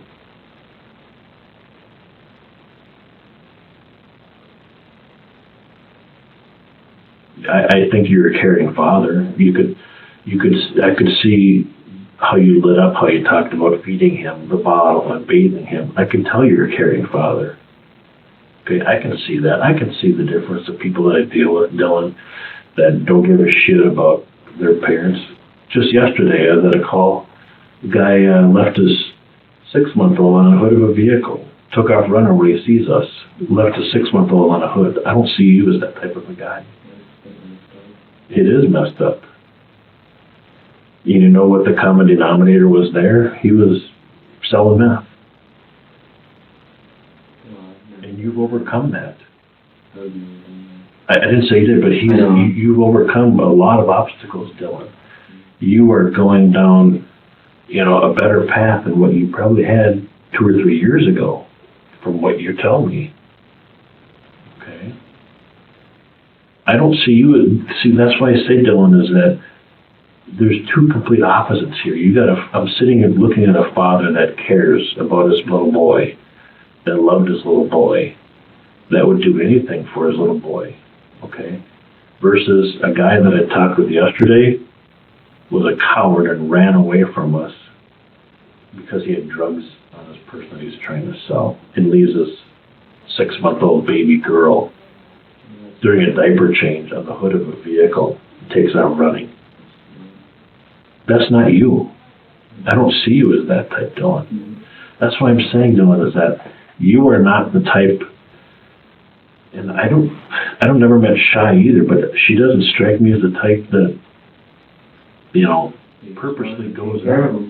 I get it. I changed my life to make his better. And that's obvious to me, okay?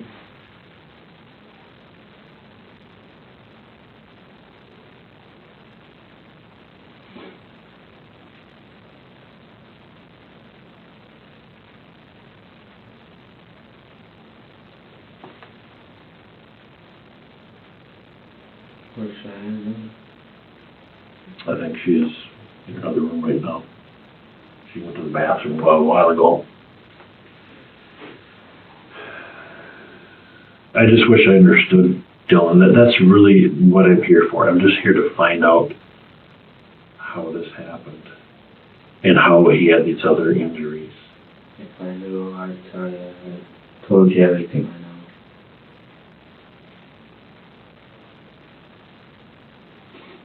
I'm following,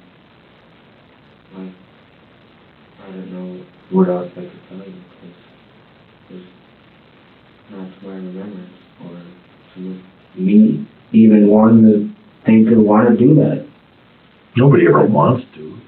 Never. No, I agree with you, Dillon. I think we can agree on that, Dillon, that nobody ever sets out, wakes up in the morning and say, how can I kick my baby's ass? That's not the case here. And I don't think that was ever the case. Some people that I talk with, yeah, maybe I could see that, but I don't think that's the case here. Not a bit. Dillon, here's what I see. I see you after, I've been doing this just about 23 years. Okay, I look at a young man in front of me that has overcome a lot of obstacles, that has beat the meth demon that everyone talks about. When you use meth, how many days were you awake for at the longest time? A couple. Couple of days, okay. I didn't do it crazy. And you know what? The problem is you probably experimented it like everyone else does, okay? And it's a very easy drug to get addicted to. And it's probably one of the most difficult drugs to come off of. Okay? So I see that, and I don't look at you as a dealer of any sort. I think it's, probably as personal use or experimentation that it kind of spiraled out of control like you talked about. But you got your life back together. You worked hard for everything you've got, Dillon, and you're making it. And here comes a baby 2 months ago into your life. Maybe Eli was planned, maybe he wasn't. Regardless, you were given a gift from God. A blessing is right. And those blessings sometimes are hard to see until they're not here. What I mean by that, Dillon, I'm sorry. What I mean by that, Dillon, is that sometimes we don't know what you got until you don't have it. Mm-hmm. Okay. This is a huge shock for all of us. There's no doubt. I just don't know what to say. This has been done. Have you slept at all, bud? Yeah, but Yeah.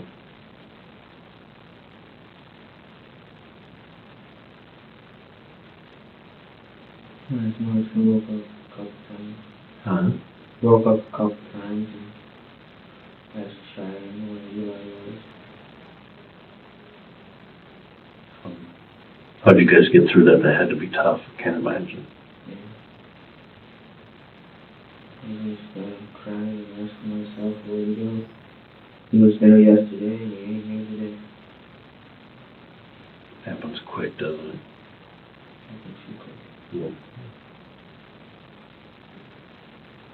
And that's why some things, I think, Dillon, whoever is responsible for these, and we will find out, you know, I have no doubt. But what I'm saying, Dillon, is that this was an accident. I know. Let's get the time of this then? Hmm? The time of this then? They're working on that, and they're trying to collaborate with our information. Okay, so when we figure that out, we have to let them know too. I don't know that answer. If I knew that answer, I'd try and share that with you, but I don't know that answer, okay? So, you know,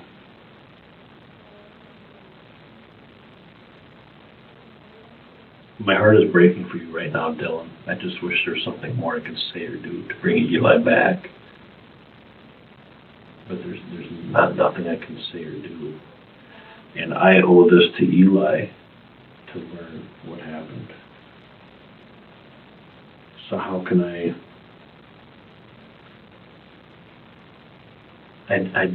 I'm lost for words, I guess. So you see. Yeah.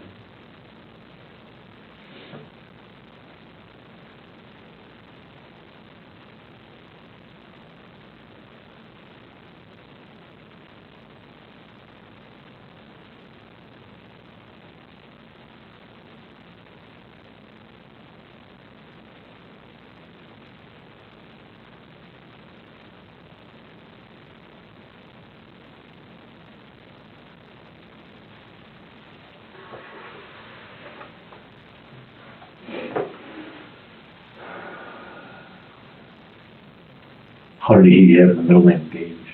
How'd you find that? Mom was gonna say that his son was gonna name him Gage. Oh, okay.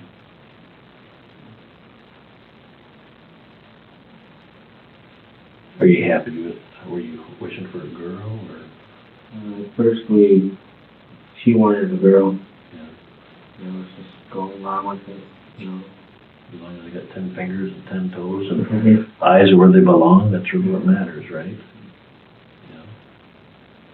Something I have to take care of, Yeah. other than myself. You're young yet, though. You can go forward. You can. You keep working on it. You don't have to do anything right now. You don't have to have the answers right now. Okay.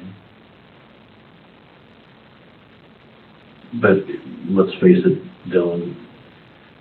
The evidence, what I'm telling you, with the broken bones, it doesn't lie, though.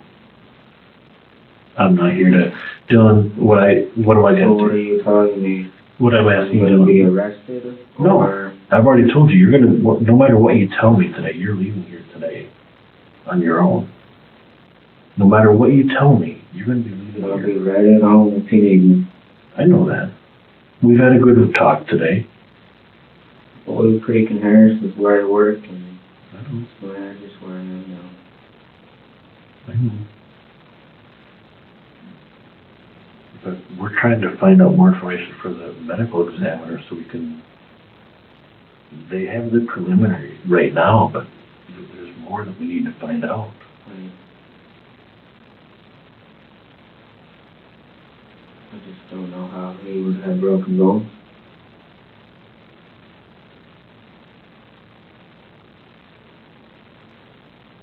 Do you have any animals in the house? Any dogs? No, but her, Shannon's sister brought over the dogs. When did that happen? Within a week. Okay, brought them over more than a few times. What kind of dogs are they? Pit bull. Pit bull? Yeah, Okay. and little tiny dogs. Where would they go at in the house? One of the dogs really liked him. He was very playful with him. What would he do for playful? I don't know. He was a rowdy dog. What do you mean by rowdy dog? Like, you know how when they get excited they go like this with your paws or something? I don't know. So, Maybe we got a picture with him. would he do that to Eli then, or what? No. Okay, yeah, because there was no marks on his body of dog claw marks or teeth. There's no marks at all. Don't know. I'm telling you, there was no marks. Yeah. So that, we know that didn't happen. It wasn't a dog. It was within a week.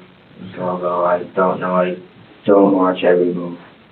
I didn't, there's no way you possibly could.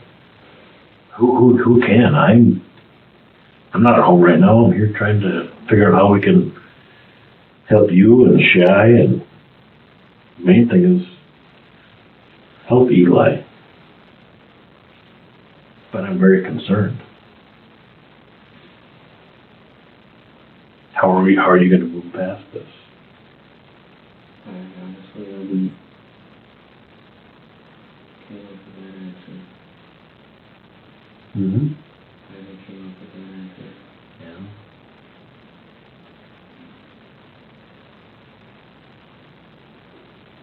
So what's Shy going to talk to us about? What is she going to say? Guilty.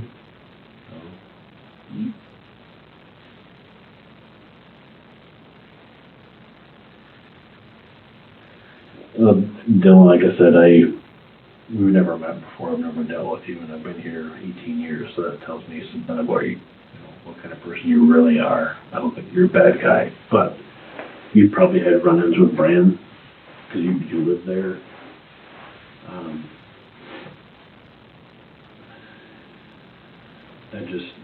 There's more to this,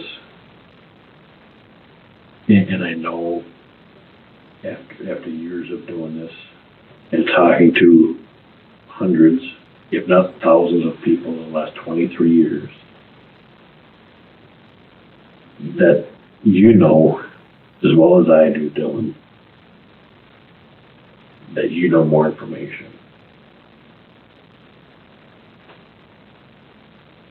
I can see it. I sense it, Dillon. I know that.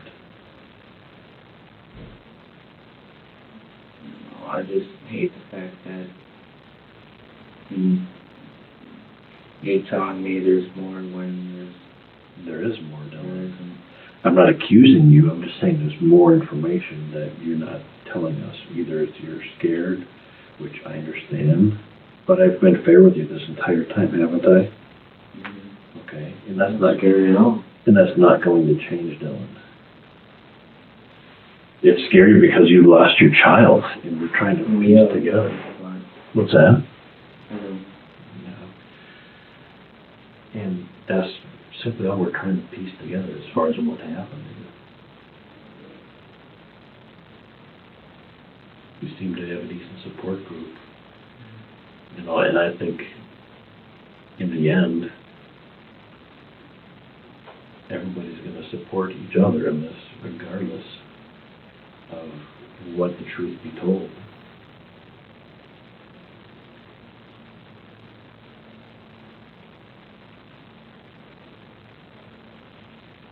What I'm telling you is what I know.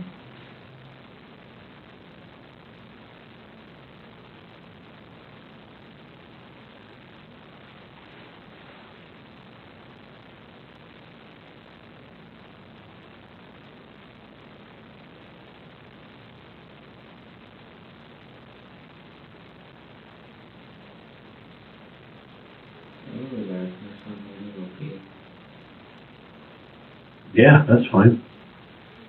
I'll show you the bathroom, and we'll come back in and... Well, to be honest, if you had me to find out more to what you think, to what you're accusing of. I'm not accusing you of anything, Dillon. Nothing more to say, nothing. Dillon, have I accused you of anything? No. No, I haven't. I've been fair with you, okay?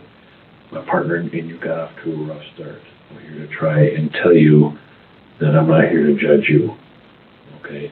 You guys didn't finish very well. I'm here to tell you and give you this chance to help me understand what happened here, okay? I've told you from the beginning when we're done visiting, once we know that everything that happened, yes, you're going to be free to go. I'm not going to arrest you right now. We're just here to talk. Okay, I've offered to you, Dillon, I'd offered to show you the medical examiner's preliminary report. And yeah, maybe it would help you believe me or understand that I'm not here to BS you. Okay? I'm happy to share that with you if it would help you have some trust in me. Okay? I'm willing to do that, Dillon. I want you to understand that you can trust me. Whatever contacts with you had with cops in the past, I don't care. I'm not like those other guys. Okay? I will show you the form that I have, if you want. In fact, I might even have it right with me here. Might even be on my desk. I've got that on my desk. I apologize. I spoke too early. I do have it on my desk, and I'd be more than happy to share that with you if you want, so you can. I want you to know that you can trust me. Okay. Well, I don't believe that you do, Dillon, because I've never accused you. I know.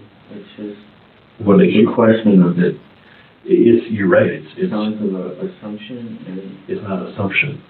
I'm telling you, the broken bones, they tell a story.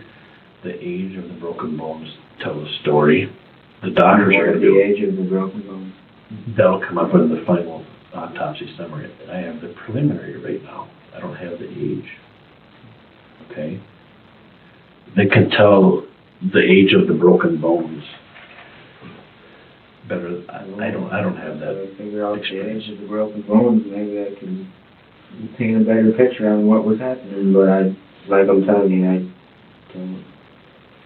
Dillon, we're not talking like a 10-year-old kid right here. We're talking about a 2-month-old boy. Right now we're talking about a 2-month-old boy. Okay, so there's not, and you've already said that it's only been you and Shy that are primarily caregivers for Eli. Yeah.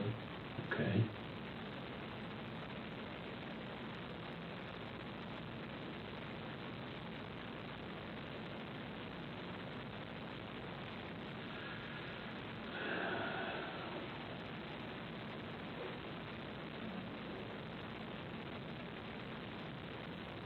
I'm about as impartial as you can ask for, Dillon. You know, I've never once sat here and said, Dillon, you did this. And that's I'm not saying you did. Well, you kind of did earlier. And it hurts my feelings that you feel that I am accusing you. I'm not saying you did, but someone did. I'm saying your partner is trying to tell me, acting like he's the father and he cares for my son. No, I do. I know you do. I never said you didn't.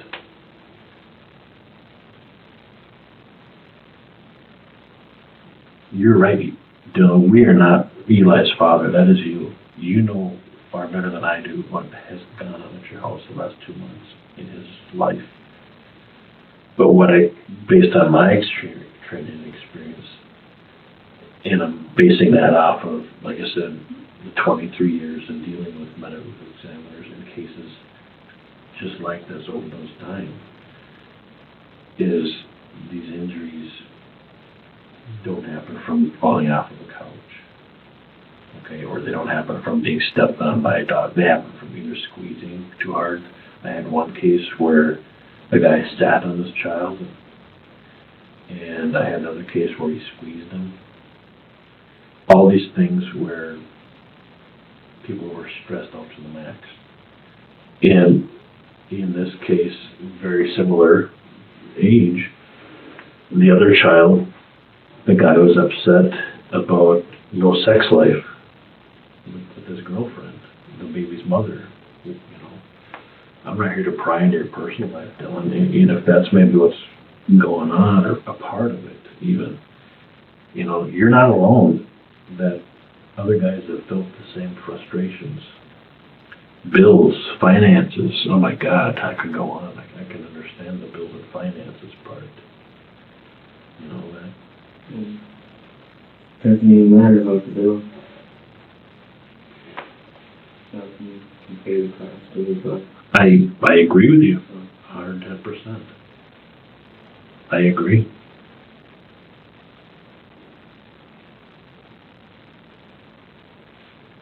I'm going to that now. Yeah, we can do that. Right over here.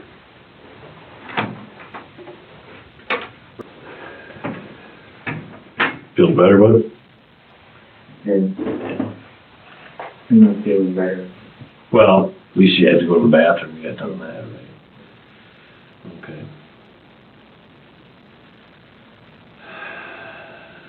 So where do we go from here? Just contact me when you find out the time of his death and the time of his fractures, so I can have a clear picture on what to think to Shai. I don't know. Like I said, I went to bed before him. Shai put him to bed, but that's the last time I've seen him, and I still haven't seen him since. And that's Tuesday that all this happened. Tuesday. Okay. It's bedtime. Yep. And these fractures are older than Tuesday. I can tell you that. I know that for a fact. So it's what's leading up to Tuesday that we're trying to piece together. When you ask, you think that I know more. I'm trying to be honest. And okay. To my remembrance, what's happening around us is us growing as a family. Mm-hmm. I don't remember anything that's rib fracturing or I don't know. Okay. He never abused him, ever. I didn't say he did. I know he didn't. I'm saying someone, I'm just questioning myself. I think it was an accident. I don't think this was on purpose. Boggles a person's mind of how any of this could even happen or even what's said about it. And that's where we come in, Dillon, is that we try and based on, our training experience and evidence-based practices where across the nation, people are taught how to read people, how to, look at bodies, how to determine, that's the medical end of it. I don't do anything with the medical end of this. Okay? That's not what I'm here for. I'm here to listen to you and go from there.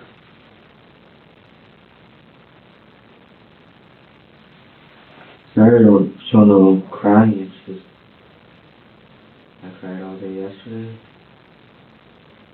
and I'm just in this phase right now to where I don't even life just doesn't exist. Yeah. It's a phase where do you go? Before you go to bed, you question her and say, "Where is he?" And then you wake up and say, "Where is he?" He's not here. He was here 2 days ago, but he ain't here today. I mean,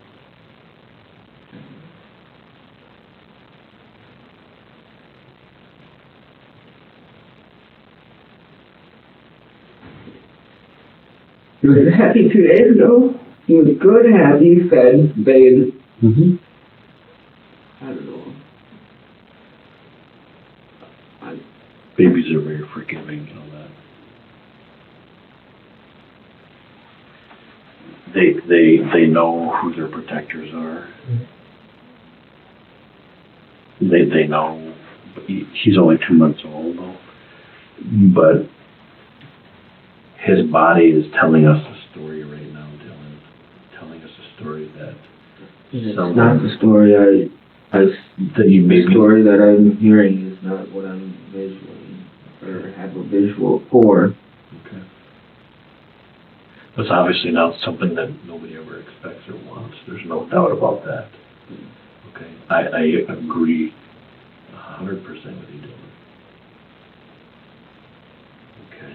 But the bottom line is what I'm telling you. Do you want me to show you that report so you can trust me? I want you to understand that you can trust me. Yeah, I'd like to read it. Okay. I mean, I want to trust you. Yeah, let me get it. Anyone here, I'll read it. Yep, let me get it. I'll show it to you. 1 minute. Wait here for a minute.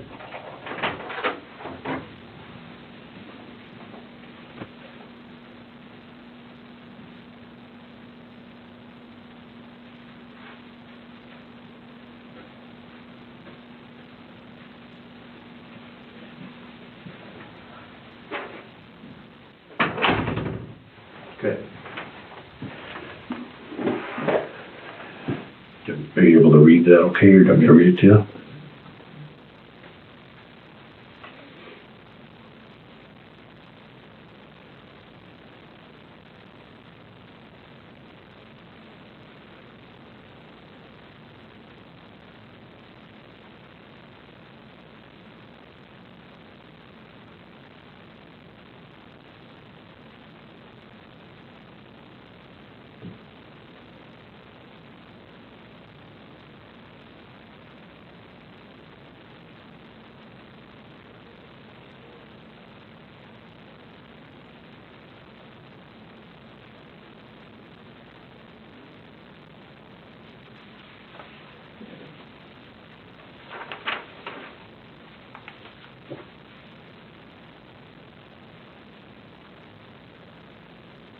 So what you just read, Dillon, is it any different than what I've already been telling you? Yeah. It's pretty spot on, isn't it? I've been fair with you this entire time. I've been honest with you this entire time. Okay? Do you see why I'm concerned about this? Okay, I'm concerned about you, Dillon, too. That here's where we're at right now. Okay? This is the evidence in black and white that is shown us this. Okay, and there's more that's coming in. And like I said, no matter what you tell me today, Dillon, you are going to be leaving here with whoever this is out here. I don't know who this is. Josh and Amanda. Josh and who? Amanda. Amanda, okay. And that doesn't change. I'm a man of my word. Okay. I appreciate you taking the time to look at this report here. It's not easy looking about. Anything and everything that would help. It's not easy to read manner of death as a homicide, cause of death, blunt force head injuries. And that's the same thing I've been telling you. Talks about post-mortem examination, multiple bruises of the head, 2 skull fractures, 2 healing left side rib fractures are also identified. And that was before they were even done the exam. That's what they can tell before they even examine any body organs, before they even examine. That's just x-rays that they're looking right there. Okay? Now when they open up the body surgically, they're going to be able to find more stuff. Okay?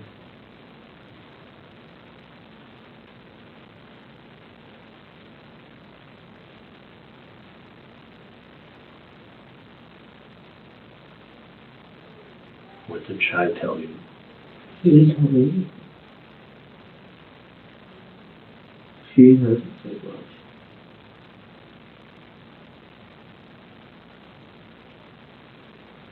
Told me she put him to bed, woke up, fed him, and anything other than that, I don't know. Every person's different. They deal with grief in different ways, Dillon, but the two of you are like polar opposites right now. You're obviously grieving. She's not really showing us that much, which is concerning. I mean, what is that? How am I supposed to read that, Dillon? I read people for a living. Okay? And I get pretty good at it. I can see you're carrying a loving father, Dillon. But why isn't she as emotional as you are? Why is she smiling when I haven't seen you smile once? That's what I've been talking with you today. There is a smile. No, but why is she smiling? I don't get it. Help me understand. No. Maybe it's a red flag. What do you think? Couldn't see her doing it. Well, someone did. See her every day. I know. Someone Not did. every day now when I'm at work. What? I know. When you get When home. I'm at work, yeah. Yep. I use it when you get home. But you've seen now firsthand, Dillon, what we're faced with, what we're up against. Yeah. So you know that I've been honest with you this whole time. Okay, and Shai's being spoke to right now. Okay. So one of you is not telling us the truth. It's either you or Shai, and both of you probably know something, but you're just not ready to talk about it yet. I understand. I get it. Maybe Shai's in shock and she's scared to tell me. Yeah. I don't know. I'm sorry. Has she been acting any different at home since the birth of your child? Mm-hmm. Has anybody ever talked to you about postpartum depression? Do you know what that is? You were the guy in the green shirt told me. We talked about it a little while ago, yeah.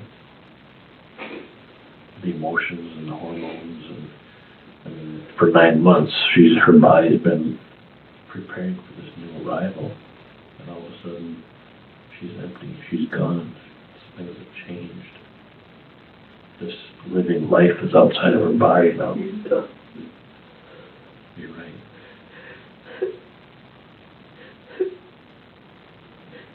He's there, no he's not. What's that? I said he's there, no he's not. You're right.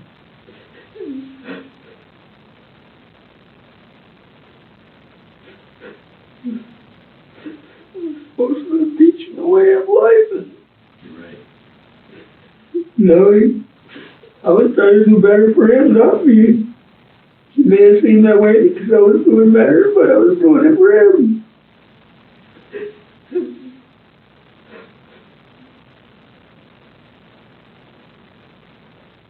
He's the one that got my head out of my ass, not me. Yeah.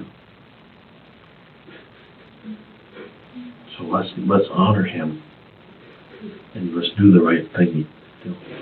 Let's honor him, because you know what? He's always going to be looking down on you. Okay, you are his hero, but let's honor him. He's mine. You're right. But let's do the right thing, Dillon. Let's honor Eli with whatever the truth is out there. Okay, let's honor him, you and I. Okay, help me understand what happened.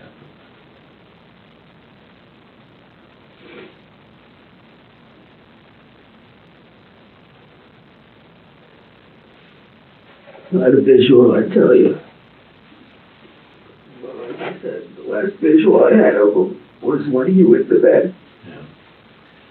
And when I say visual, I mean the moment you had to be there. Well, a couple things, Dillon. I don't think this was an instant thing here. Okay, it was leading up to Tuesday morning, Wednesday morning. This wasn't an immediate thing. Some other cases that I worked, the patient was immediately symptomatic. That means that one of the other cases I worked on, the boyfriend said the kid fell off the couch into a toy. Okay, that poor child suffered a long time. It was seizing and posturing. Posturing is very similar to seizing. Okay, it was same thing in that case. The child had broken bones that were healing. Another case that I had, the father threw his kid about the same age as Eli around the room like a toy, bounced him off the ceiling, bounced him off the air conditioner in the window. So that has an effect on us too, because I've been to those calls where I'm doing CPR on a 2-month-old. That affects us too. Okay. As humans, as parents, as fathers, just like you, these affect us emotionally.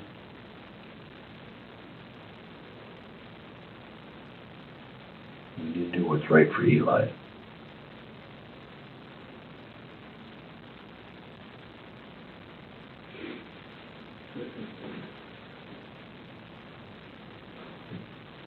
I know you care about Shai, and I don't know what's being said with her and the other officers in the other room right now.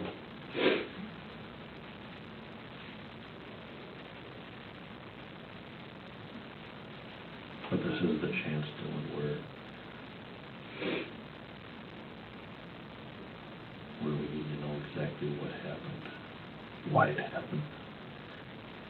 These injuries didn't just happen Tuesday, they happened long before that.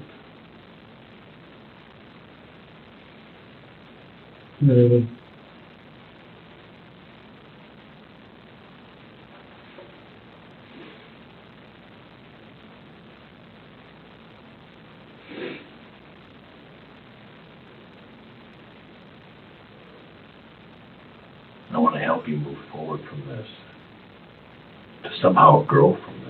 But right now, we're not ready to do that. We're not there yet.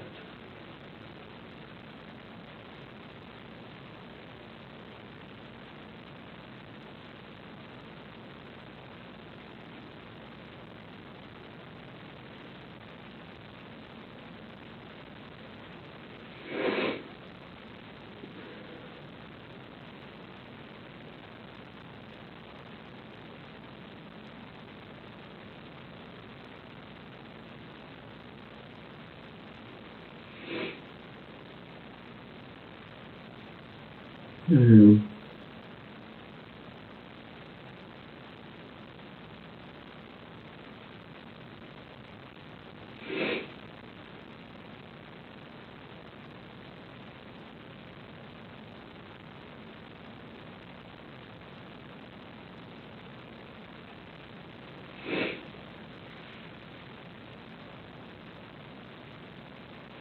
It's obvious you care about Eli. That's never been a question in my mind. It's never been a doubt. And that's why Eli would want you to do the right thing.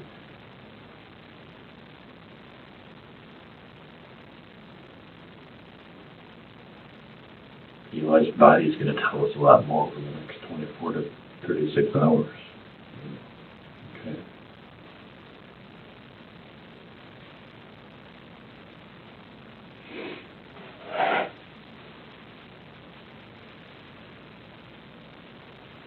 No matter what you tell me you're doing, whoever these people, her sister, I'm not going to go out in this lobby and tell them what's going on.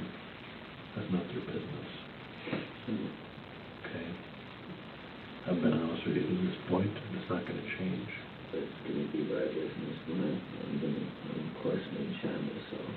What's that? I'm going to start questioning Shai myself. Why do you say that? I don't want you to hurt Shai. Obviously, she's heartbroken too. She's showing it in a much different way than you are, though. I've never seen her shed a tear yet. Who, her? Yeah.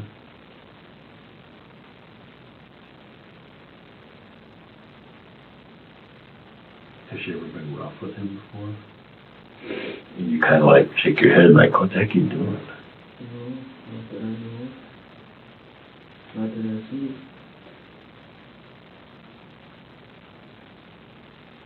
I go to work, come home, I enjoy my few hours I have before I have to go to bed. You get up and do it all over again, right? Get up and do it all over again. Yep.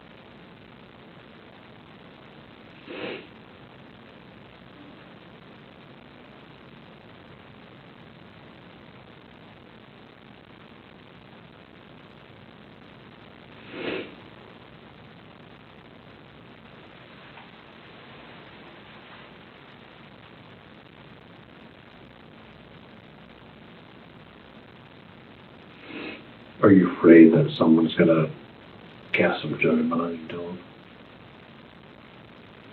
No. I think you've already overcome the hugest obstacle, and that was probably Shai's mom. The one that probably doubted you the most. She did. What's that?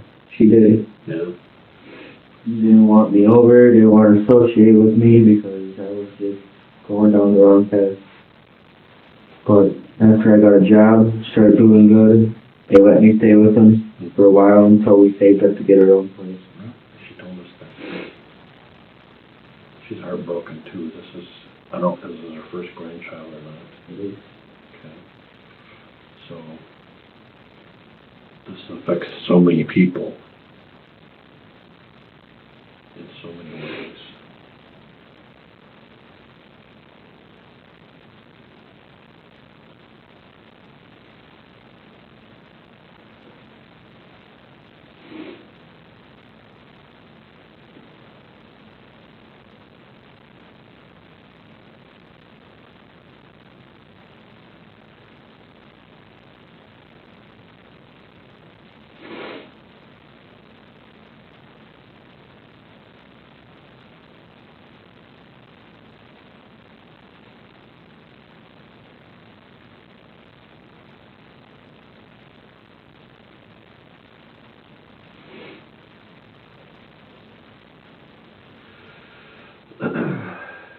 I'm gonna go check on the other people, see if we can get you out here soon, but I just wish that one of you guys were adult enough to be honest with us and just tell us how these injuries got there. Doesn't change things, Dillon. Eli's gone. I'm sorry about that. Okay, nothing can take him, bring him back, but you need to honor him. Find out how these injuries got there. We need to do the right thing for Eli. Okay. Let me stop back in for a minute, okay, Mike? All right.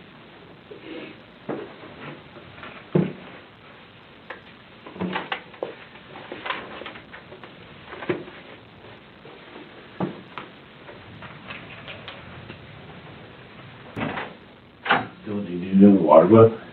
There's a garbage for your tissue.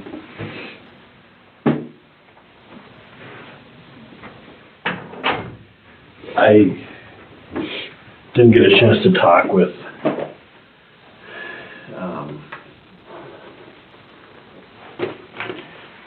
Shy at all. They're busy with her, but she's definitely responding to this much different than what you are. And I don't say that as a bad thing, but I'm just saying she's very stoic. She's not, there's no emotion there, which, I mean, obviously I can see you're carrying a lot of question. You're carrying, I don't know if it's guilt or if it's something else, but you've got a lot of trauma. You've been through so much, Dillon, and I can see how this has affected you.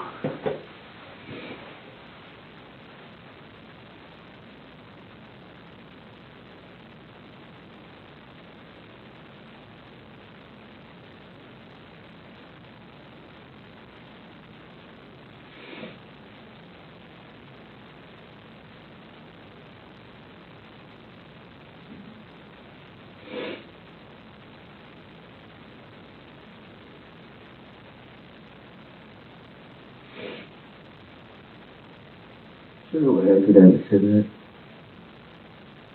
Yeah, as long as we can continue our visit when you come back. Yeah. That's fine.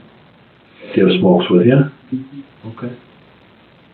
I mean, I don't have to have one, but No, if you want a break, we'll take a break. I'm okay with that. yeah, I'd like to break. Okay. Let's go take a smoke. You need a lighter, or do you need one? Well, no. Okay. Yep. Let's go right outside here.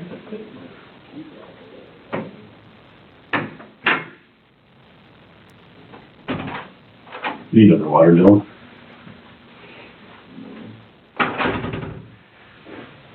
They're still visiting in there, so hopefully pretty soon we'll get some direction. But a couple of things, Dillon, is that there's some parts of your account of what happened is accurate. I mean, she finally, at first she said she was scared when she was telling, because she thought she was a bad mom, about Eli falling from a couch or off of a couch or something about a couch. Mm-hmm. And like I told you earlier, Dillon, is that none of us are here to judge you as a parent or judge Shy Ann. That's not what we're here for. She does paint a little bit different picture. She talks about, she knows you're a loving father. Mm-hmm. She knows that you care so much for Eli that you'd do anything for him, Dillon. But she also said she wouldn't be surprised if something would cause you to snap like this, Dillon. Well, why would she say that? I guess you don't strike me as that type that would all of a sudden snap. And I've been forward with you this entire time, but why would she say that? you said you have questions you want to ask her.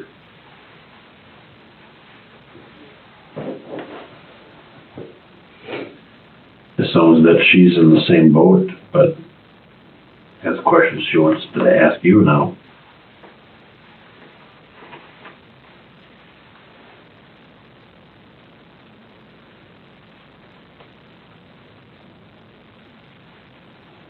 It's obvious we have two young parents that care very much for their child and would do anything for their child.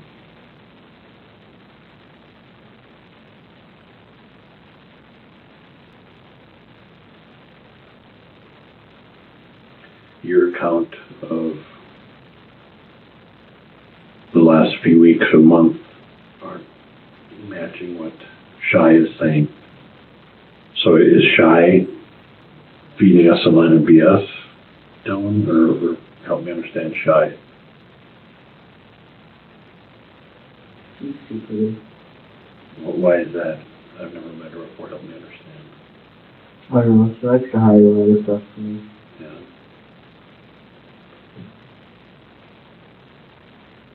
Like what kind of stuff? You talking like infidelity stuff or what? Like, cause when I've done drugs or whatever, Yeah. she bashes on me and she cuts off all my connections and kicks me out of the house. Do you think Well, do you think she's trying to look out for you in the way that she thinks is best, but probably isn't the best for you? Uh-huh. I'm just asking because it sounds like if she's trying to cut ties with people that you hang with or limit that exposure, that tells me that she's doing what she thinks is she's trying to look out for you.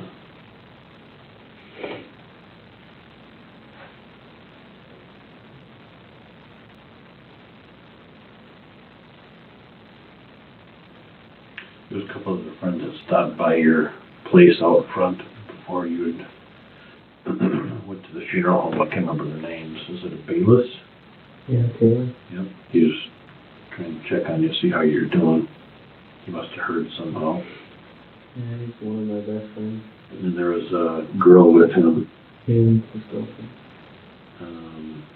I'll think of it here. Dark hair. What's her name? Yeah, it's Natasha. Natasha Harold, yeah.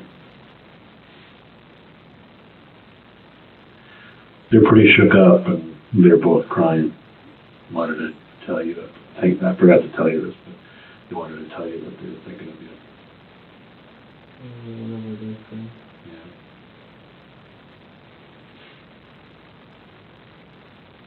Didn't Natasha go by a different last name? She had a different last name.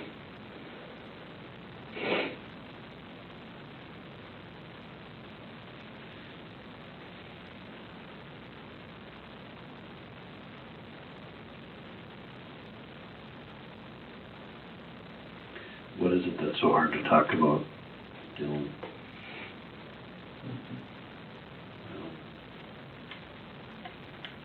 Don't you think you'd want to do what's best for Eli?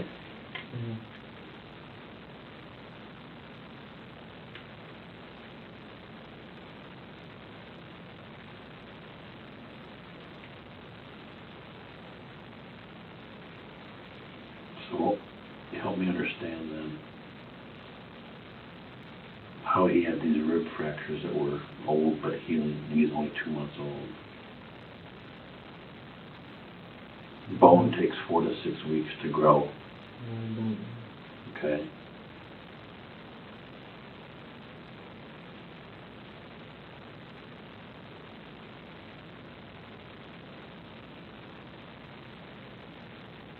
Dillon, it's time to face the music and figure out what you want to do to honor your son. It's time to tell us what happened, what's been going on for the last month or so.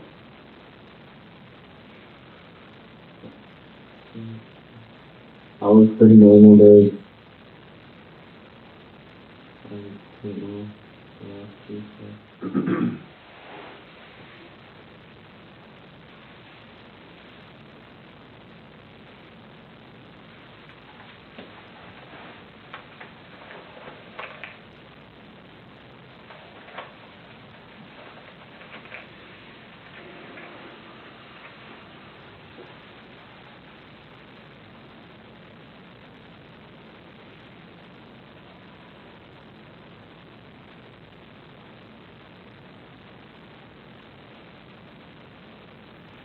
what you think is normal and what I think is normal could be two different things. I don't know.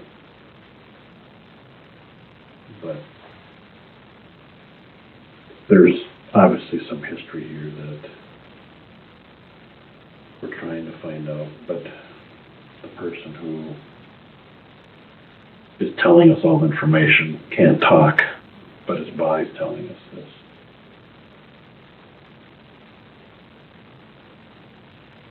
You know how the bruise or the broken ribs happened, Dillon?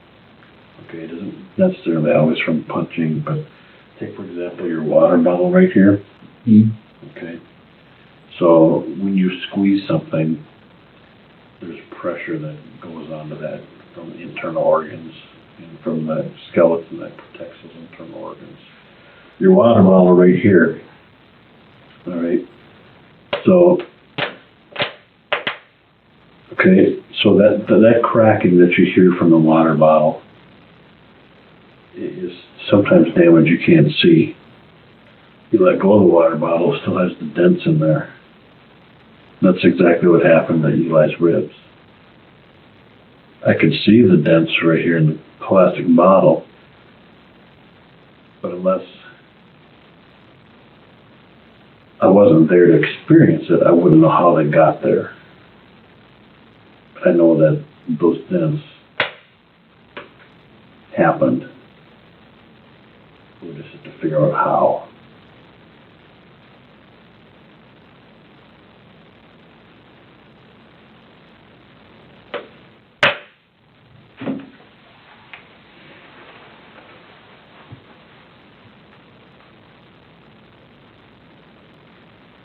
There's more to the story, Dillon. Just tell us what happened.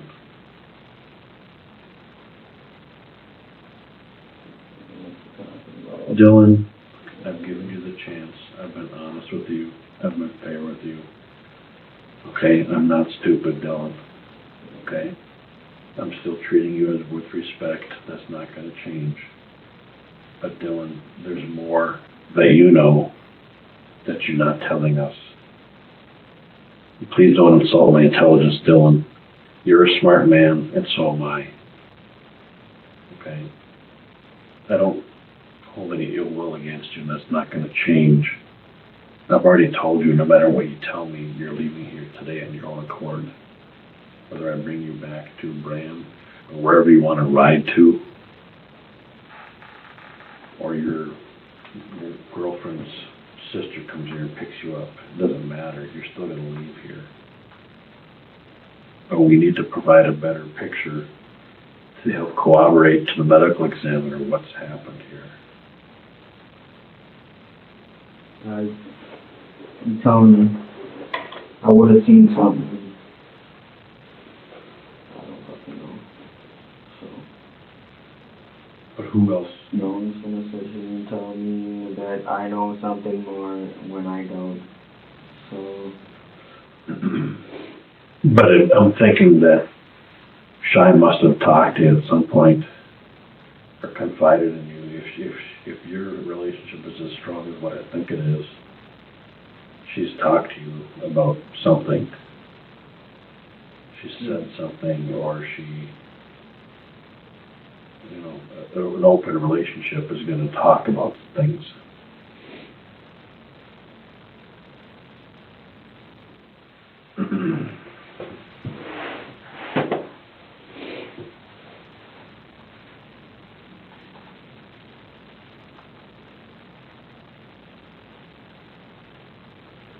Let's smoke another cigarette. Mm-hmm. Let's smoke another cigarette.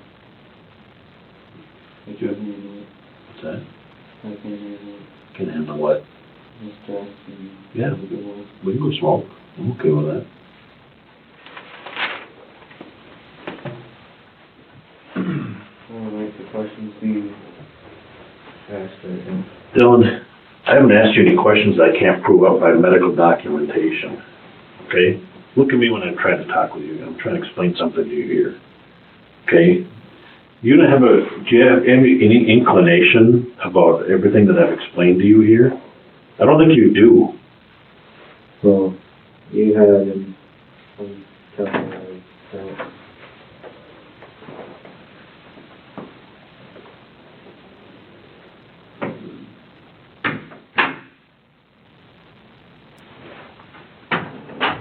Dillon, Mm-hmm. can you sit up for me, please? You don't know me, but I'm the guy at the funeral home that was talking to you. I want to talk to you about yesterday morning. Okay. You told us that you got up in the morning Mm-hmm. Grab my lunch. and grabbed your lunch. Made my coffee, and I went straight to work. Okay. I'll let you look at me when I tell you this now. No, we talked to your girlfriend. She says that you overslept yesterday. Yeah. She got up and made you coffee. Was kind of bitchy with you. She said I was probably rude to him. He got up. I went out and made his coffee. We passed each other in the hallway, and I went to bed. He said he loved me, but I was rude and mean to him. Is that really what happened yesterday morning? Or tell me, explain to me how did this go? Because I'm trying to understand what's going on. Got my coffee, my stuff ready for work, and I laid back down, overslept till my ride got there. For the time being. How was Shy about it? How was Shy? How did she treat you? How was she? I don't remember her getting up. She told me that, you overslept and she got up and made you coffee, and that you were getting ready, and then she went back to bed as you walked out the door like to work. Okay. Dillon, I want you to look at me for a minute.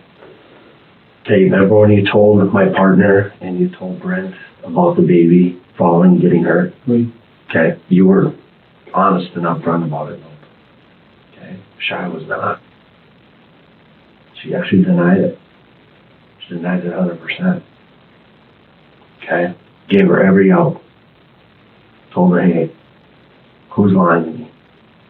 You didn't tell me that. You told Brent and Kevin that. But when I asked Shy about it, asked her till the third time, then she finally blurted out, okay, I'm sorry, I lied.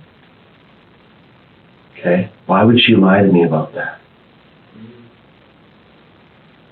Because she was probably scared to come back on her and be her fault. Well, she claims that she was embarrassed and says she's a bad mom.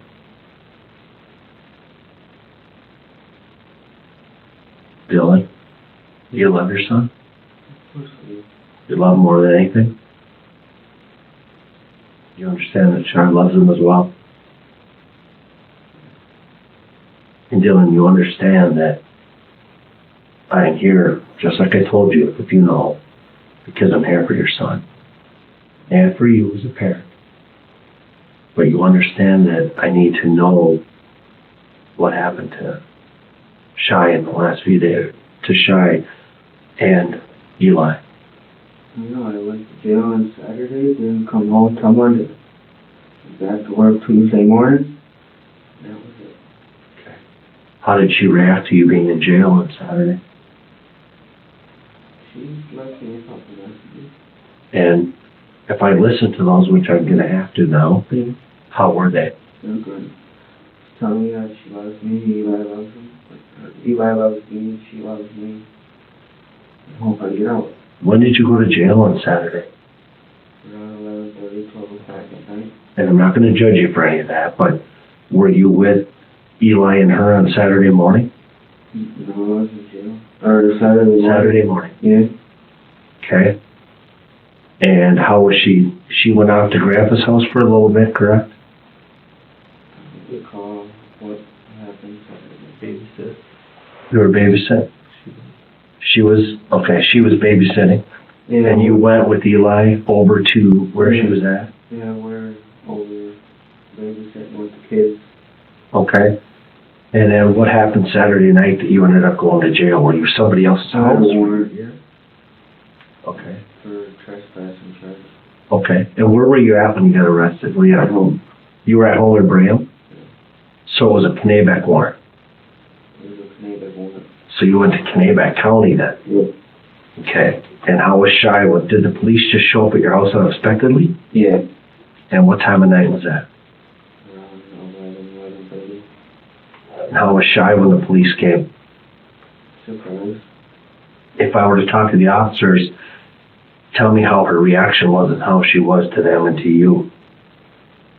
She was just surprised that I was getting arrested. When you say surprised, happy surprised, angry surprised? No, like, surprised. Like the surprise that I thought I was done with all my court. Okay. I was done with my court, done with everything, because I already served some time with Isanti, that's where it went through. But then Kanabec picked me up on it. Okay. So I have a trespassing charge in Kanabec and a warrant in Isanti. Okay. Is there a reason why she wouldn't tell me you went to jail? And you were gone for almost 3 days? And that was it. Trespassing alone. Dillon, look at me for a minute. You understand there's a reason she never told me you went to jail. I never knew this stuff just now. That's why I'm asking so surprised. Okay? I've just been talking to Shy for almost 45 minutes, and that was never brought up within the last week that you went to jail for anything. Okay? So that's number 2 that she's not telling me about. Okay? My concern is that you've told many things that have been corroborated by, I call Kanabec and corroborate that you went to jail, correct? Mm-hmm. I can corroborate you go to work every day. Mm-hmm. Okay? I can corroborate that your son fell, and finally your wife corroborated that and told us the truth. But she's not forthcoming with these things. You understand what I'm saying here, Dillon? Mm-hmm. Okay? Now, you got home when from the Kanabec County jail? When were you released? 1:30, 2 o'clock. On when? I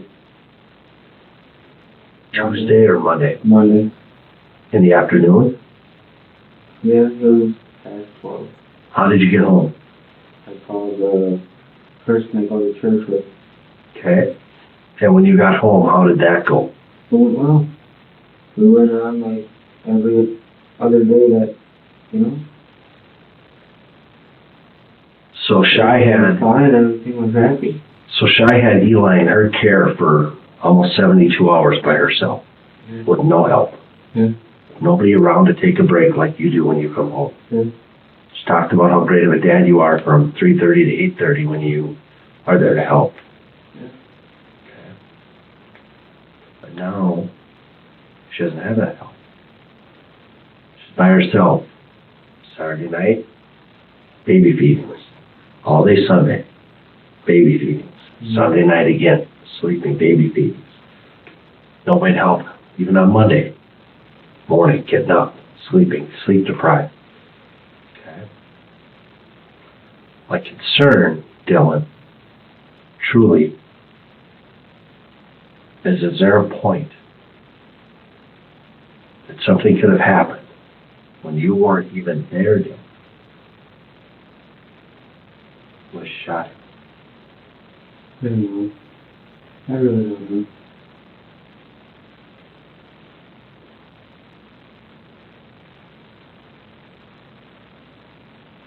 Dillon, something happened with Eli in the past few days that caused his death.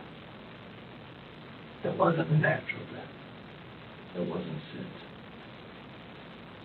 Eli had injuries that are consistent with harm being done to him, whether intentional or accidental. But that's your son. You do anything for your son, correct?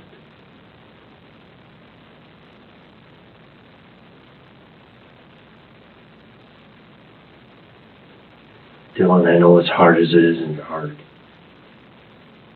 to think that that could be a possibility that happened. But I need you to be honest with me.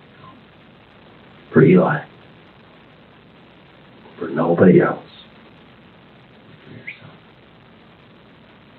And tell me the truth about that. I was not. You need to tell me the truth, Dillon. But Dillon, I think you do. When I was gone. What's that? I was in jail. I know you were. But you know that something happened. And I know that you were gone from that time frame. And I know that it cannot be easy in your brain to fathom that something happened to your child after you've seen the reports of what everybody's told you.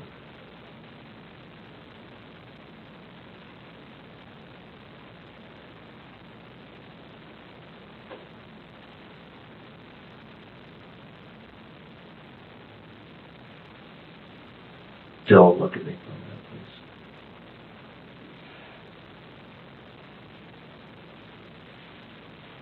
I truly don't know if it was you that hurt your son, or if it was Shy. Okay. I want to believe that somebody else hurt your child, but there's nobody. There's nobody. Been talking to both of you that had a chance to be with Eli alone that could have hurt. Okay. So I need you to explain to me how he got hurt bad enough for this to happen. I don't recall. What's that? I don't know and I don't recall. Do you believe that Shy could have hurt him? I don't want to believe it. I don't want to believe it either. But is it possible? Are there things you didn't tell us that could have led to Shy hurting him without you going?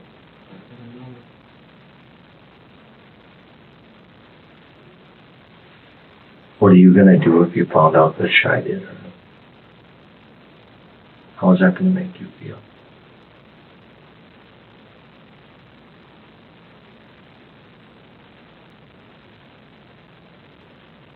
You loved him, didn't you? Was he bigger than your whole world? I do know. I know that in the darkest of your places that Eli was the brightest light in your life. Was he not? You remember every day when you came home and how excited you were to see him? Every day. Okay. My fear for you is that you love them both so much that you're letting that cloud your judgment in your truthfulness about knowing what happened to your son.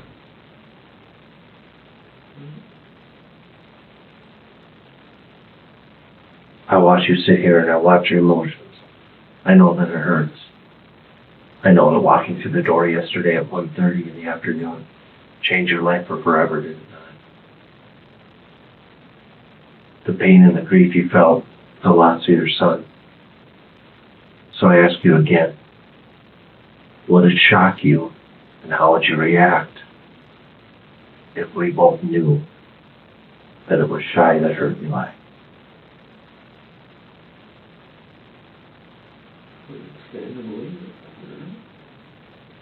Because what would hurt me, for Eli's sake, is that you know that she's hurt him before.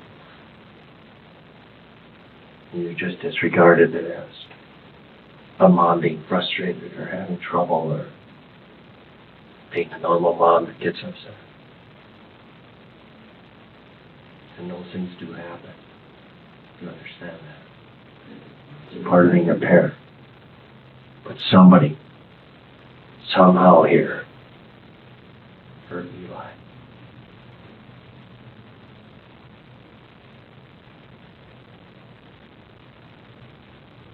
And I need to understand for Eli's sake what happened to him.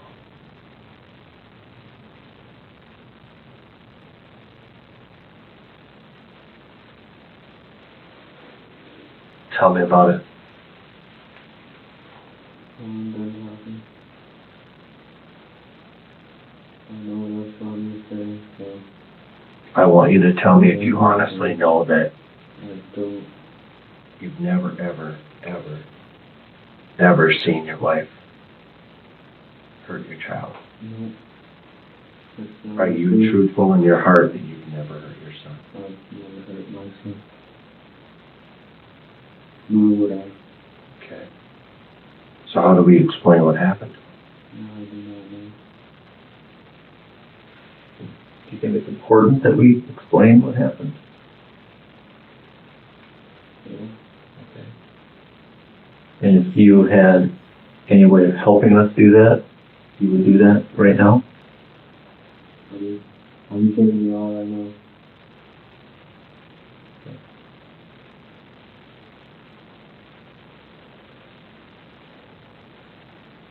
So you have no idea how the ribs got broken.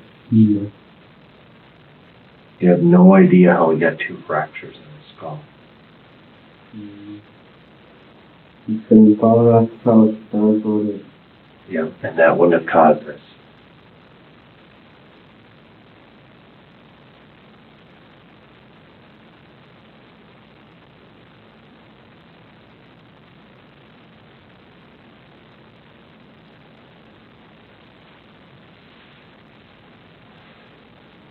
Did Shai tell you that something happened? Mm-hmm. In fact, I told him first. Okay. So Shai never told you when you got out of jail and back home on Monday Yeah. anything about Eli being hurt? Mm-hmm.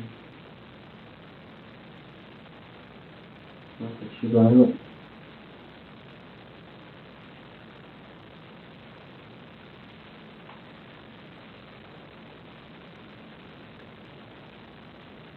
I guess my concern, Dillon, is that I look at how you're reacting and how Shy is.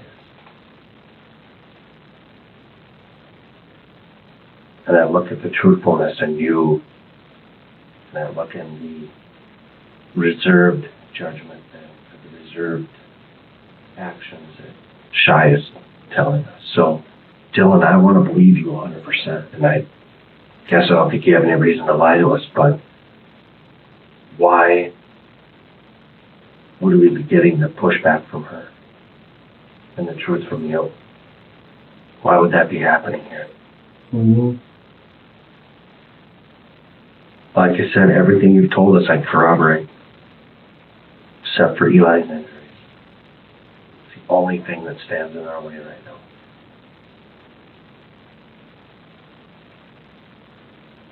So can you help me understand how those things I can tell you how it happened. I was at home, and I know you called me. Okay. Okay. That leaves Shai. That leaves Shai. You weren't there. You didn't do it. You don't know anything about how it happened. Then that leaves one person who does. Mm-hmm. Has to be, right? Has to be. As hard as it is for me to believe that, that's where I'm at.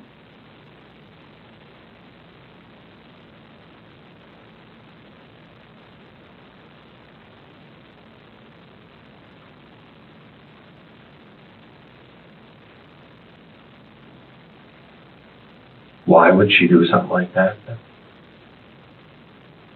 What's going on with Shy that she would be this upset over this 6 weeks?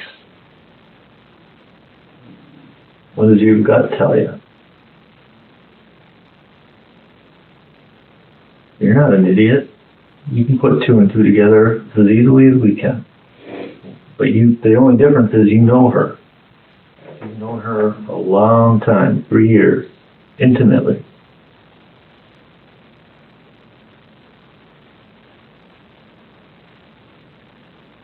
What do you think happened? No reason for her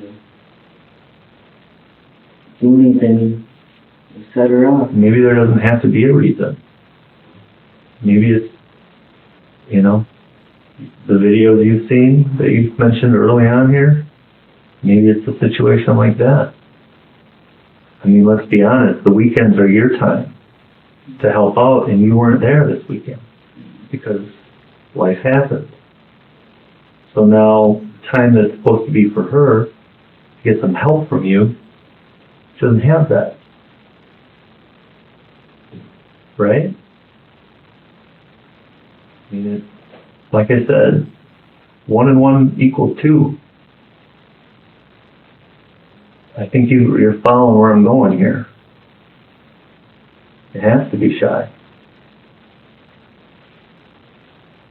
If you were the old Dillon, 2, 3, 4 years ago, that was the angry Dillon that I've heard about, that I didn't know, then you know what, Dillon, I'd be having a different conversation with you, but Dillon, I look at you, I hear the things people are saying, I look at the dad you are, I look at the guy who goes to work every day, who provides for his family, who 6 weeks ago when you had this baby on February 3rd, your life changed. Look at who you've become. Somebody proud, somebody that I can speak highly of, that the pastor, that your family, that people that might have thrown you away years ago, Dillon, that could look and say, oh my God, look at this kid. It took a baby in his life for him to change it. And I think that's who you are, Dillon. That's who everybody's telling us you are. So Brett and I have no reason to believe that you aren't that kid who, you know what, inside your head, you were a smart kid all those years, but you were a young, silly kid too. Happens. But now I look at you, you're a man, you're doing your thing. Okay? That's what we're trying to make you understand.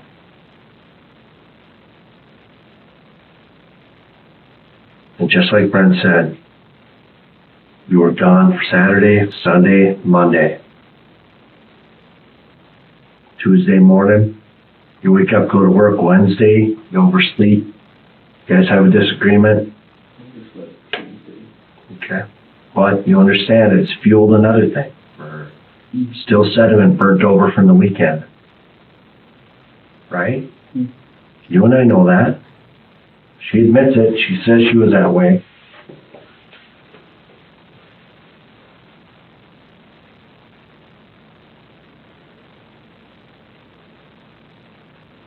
That's where we stand.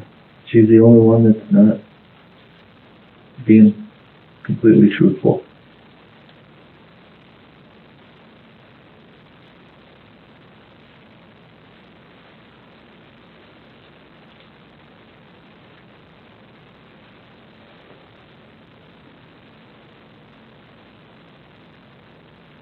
Talk to us about her anger. Never really got angry. I mean, she'd get mad at me and punch me. Why? So I was out doing drugs and stupid stuff. That was in the past though. Yeah. But she couldn't have been pleased that you were gone all weekend in jail for a silly thing that would caught up to you that you just didn't commit, right, Dillon? You just didn't do a trespassing. It was something in your past. Okay. So she was angry about that. We know that. I don't think she was all rosy red cheeks when you got home on Monday at 1:30. I bet she was still steaming. Still furious. I'm sure she took some time to herself and you ended up with Eli for a while taking care of him. Is that true?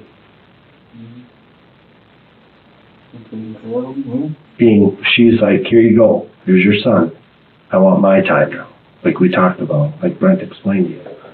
You know, your time is right when you get home, your best time of your day, but... She just did it. What's that? She just did it. She always just took care of me. Yeah. She did it no matter what. But I don't think her frustration was with Eli, it was with you. And unfortunately, the only person that got it taken out on, I think, was sadly Eli. And you didn't even know it. That's what's hardest for me. I know it's got to be a hard thing for you. Because me as a father would not want to hear that about my wife or my girlfriend either.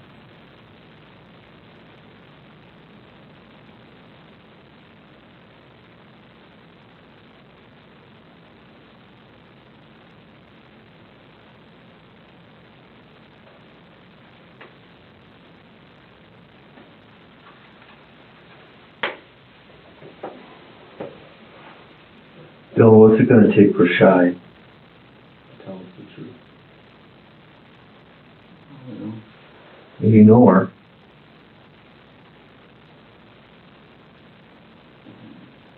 We're not threatening people. Is that what it takes? Is it?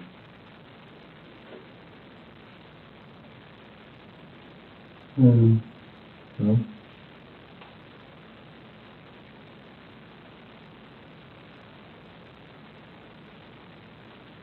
Every person reacts differently to being interviewed. You know, Dillon? Yeah. Got no reason, like I told you, I don't think you've lied to us one iota. Okay? You brought up the stuff about Eli falling. Okay? If I asked you if you drank yesterday and got high, would you tell me the truth, yes or no? Yeah. Did you? What's that? Yeah, that sounds good to me. Yep. Yeah, I did too. Okay. I found it a lot from them. Yep. Yeah. Understandable. But you were honest, right? You didn't say no. If I asked you if you like to drink beer every day, would you say yes or no? Yeah. Do you drink it every day though? No. Okay. I've been trying to be better with my alcohol. Okay. Which is truthful. Okay. So help us understand how we talk to Shy in a way that she's going to tell us the truth. Dillon, you know. You know what things she'll react to and what things she won't.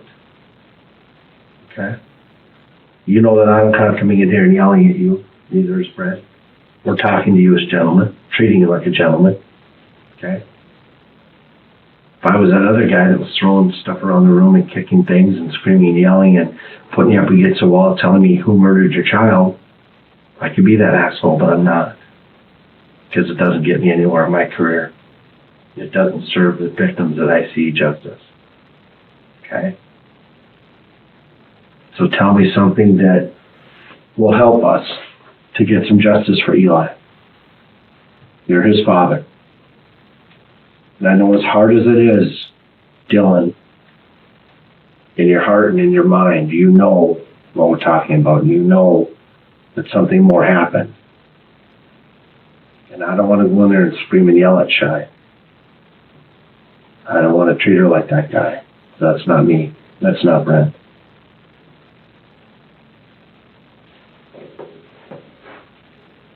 So help me, please.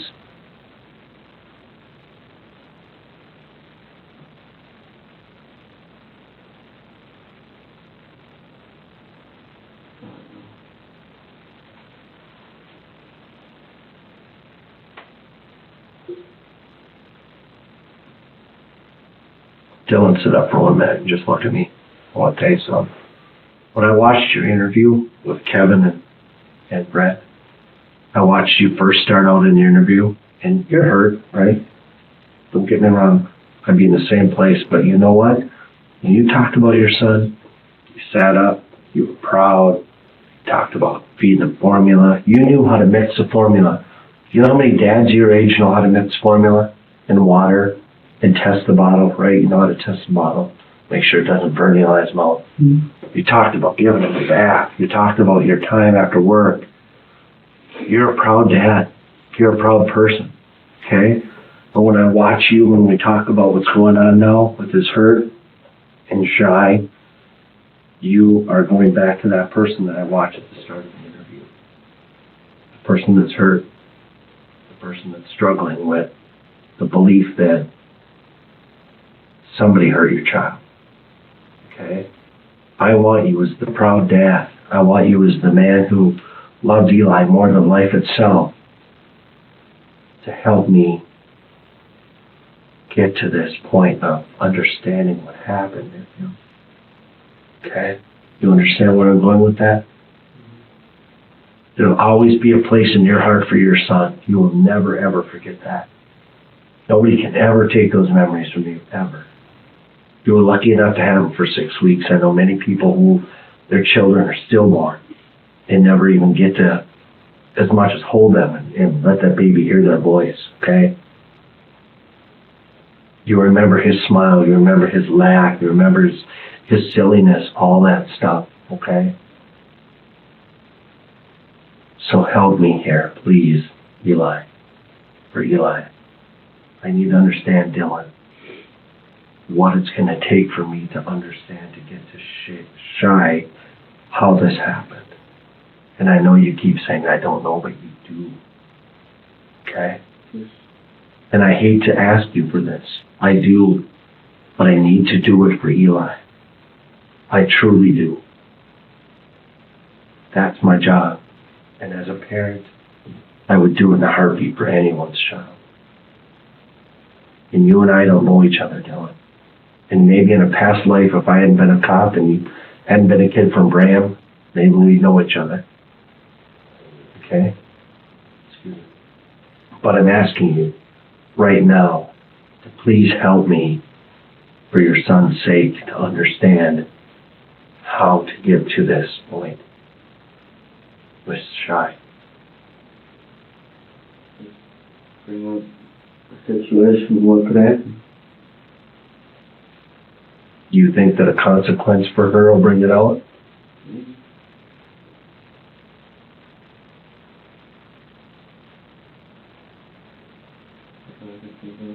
What would be an Or example? anything, or, I don't know.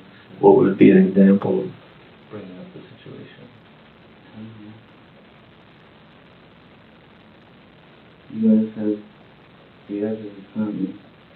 You know what it is. Yep. Just like we do. Yeah. Yeah, but you guys have cops, not me.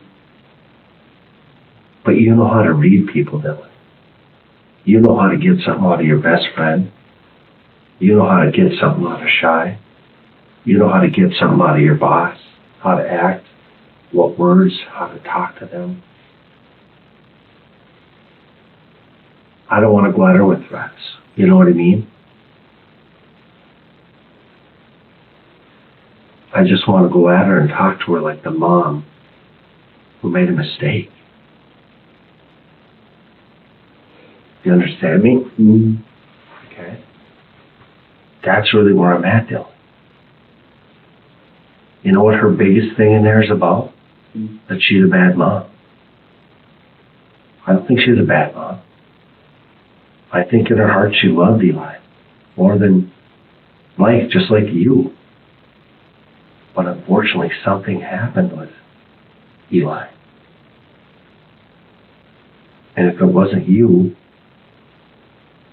then like we said, it has to be Shy.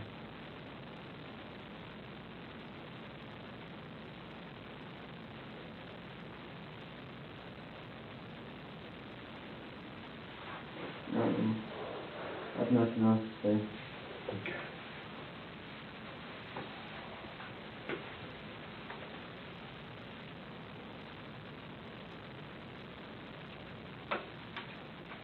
Okay. We're going to go out here. We're going to talk for a few minutes, and then we will get you on your way, okay? Mm-hmm.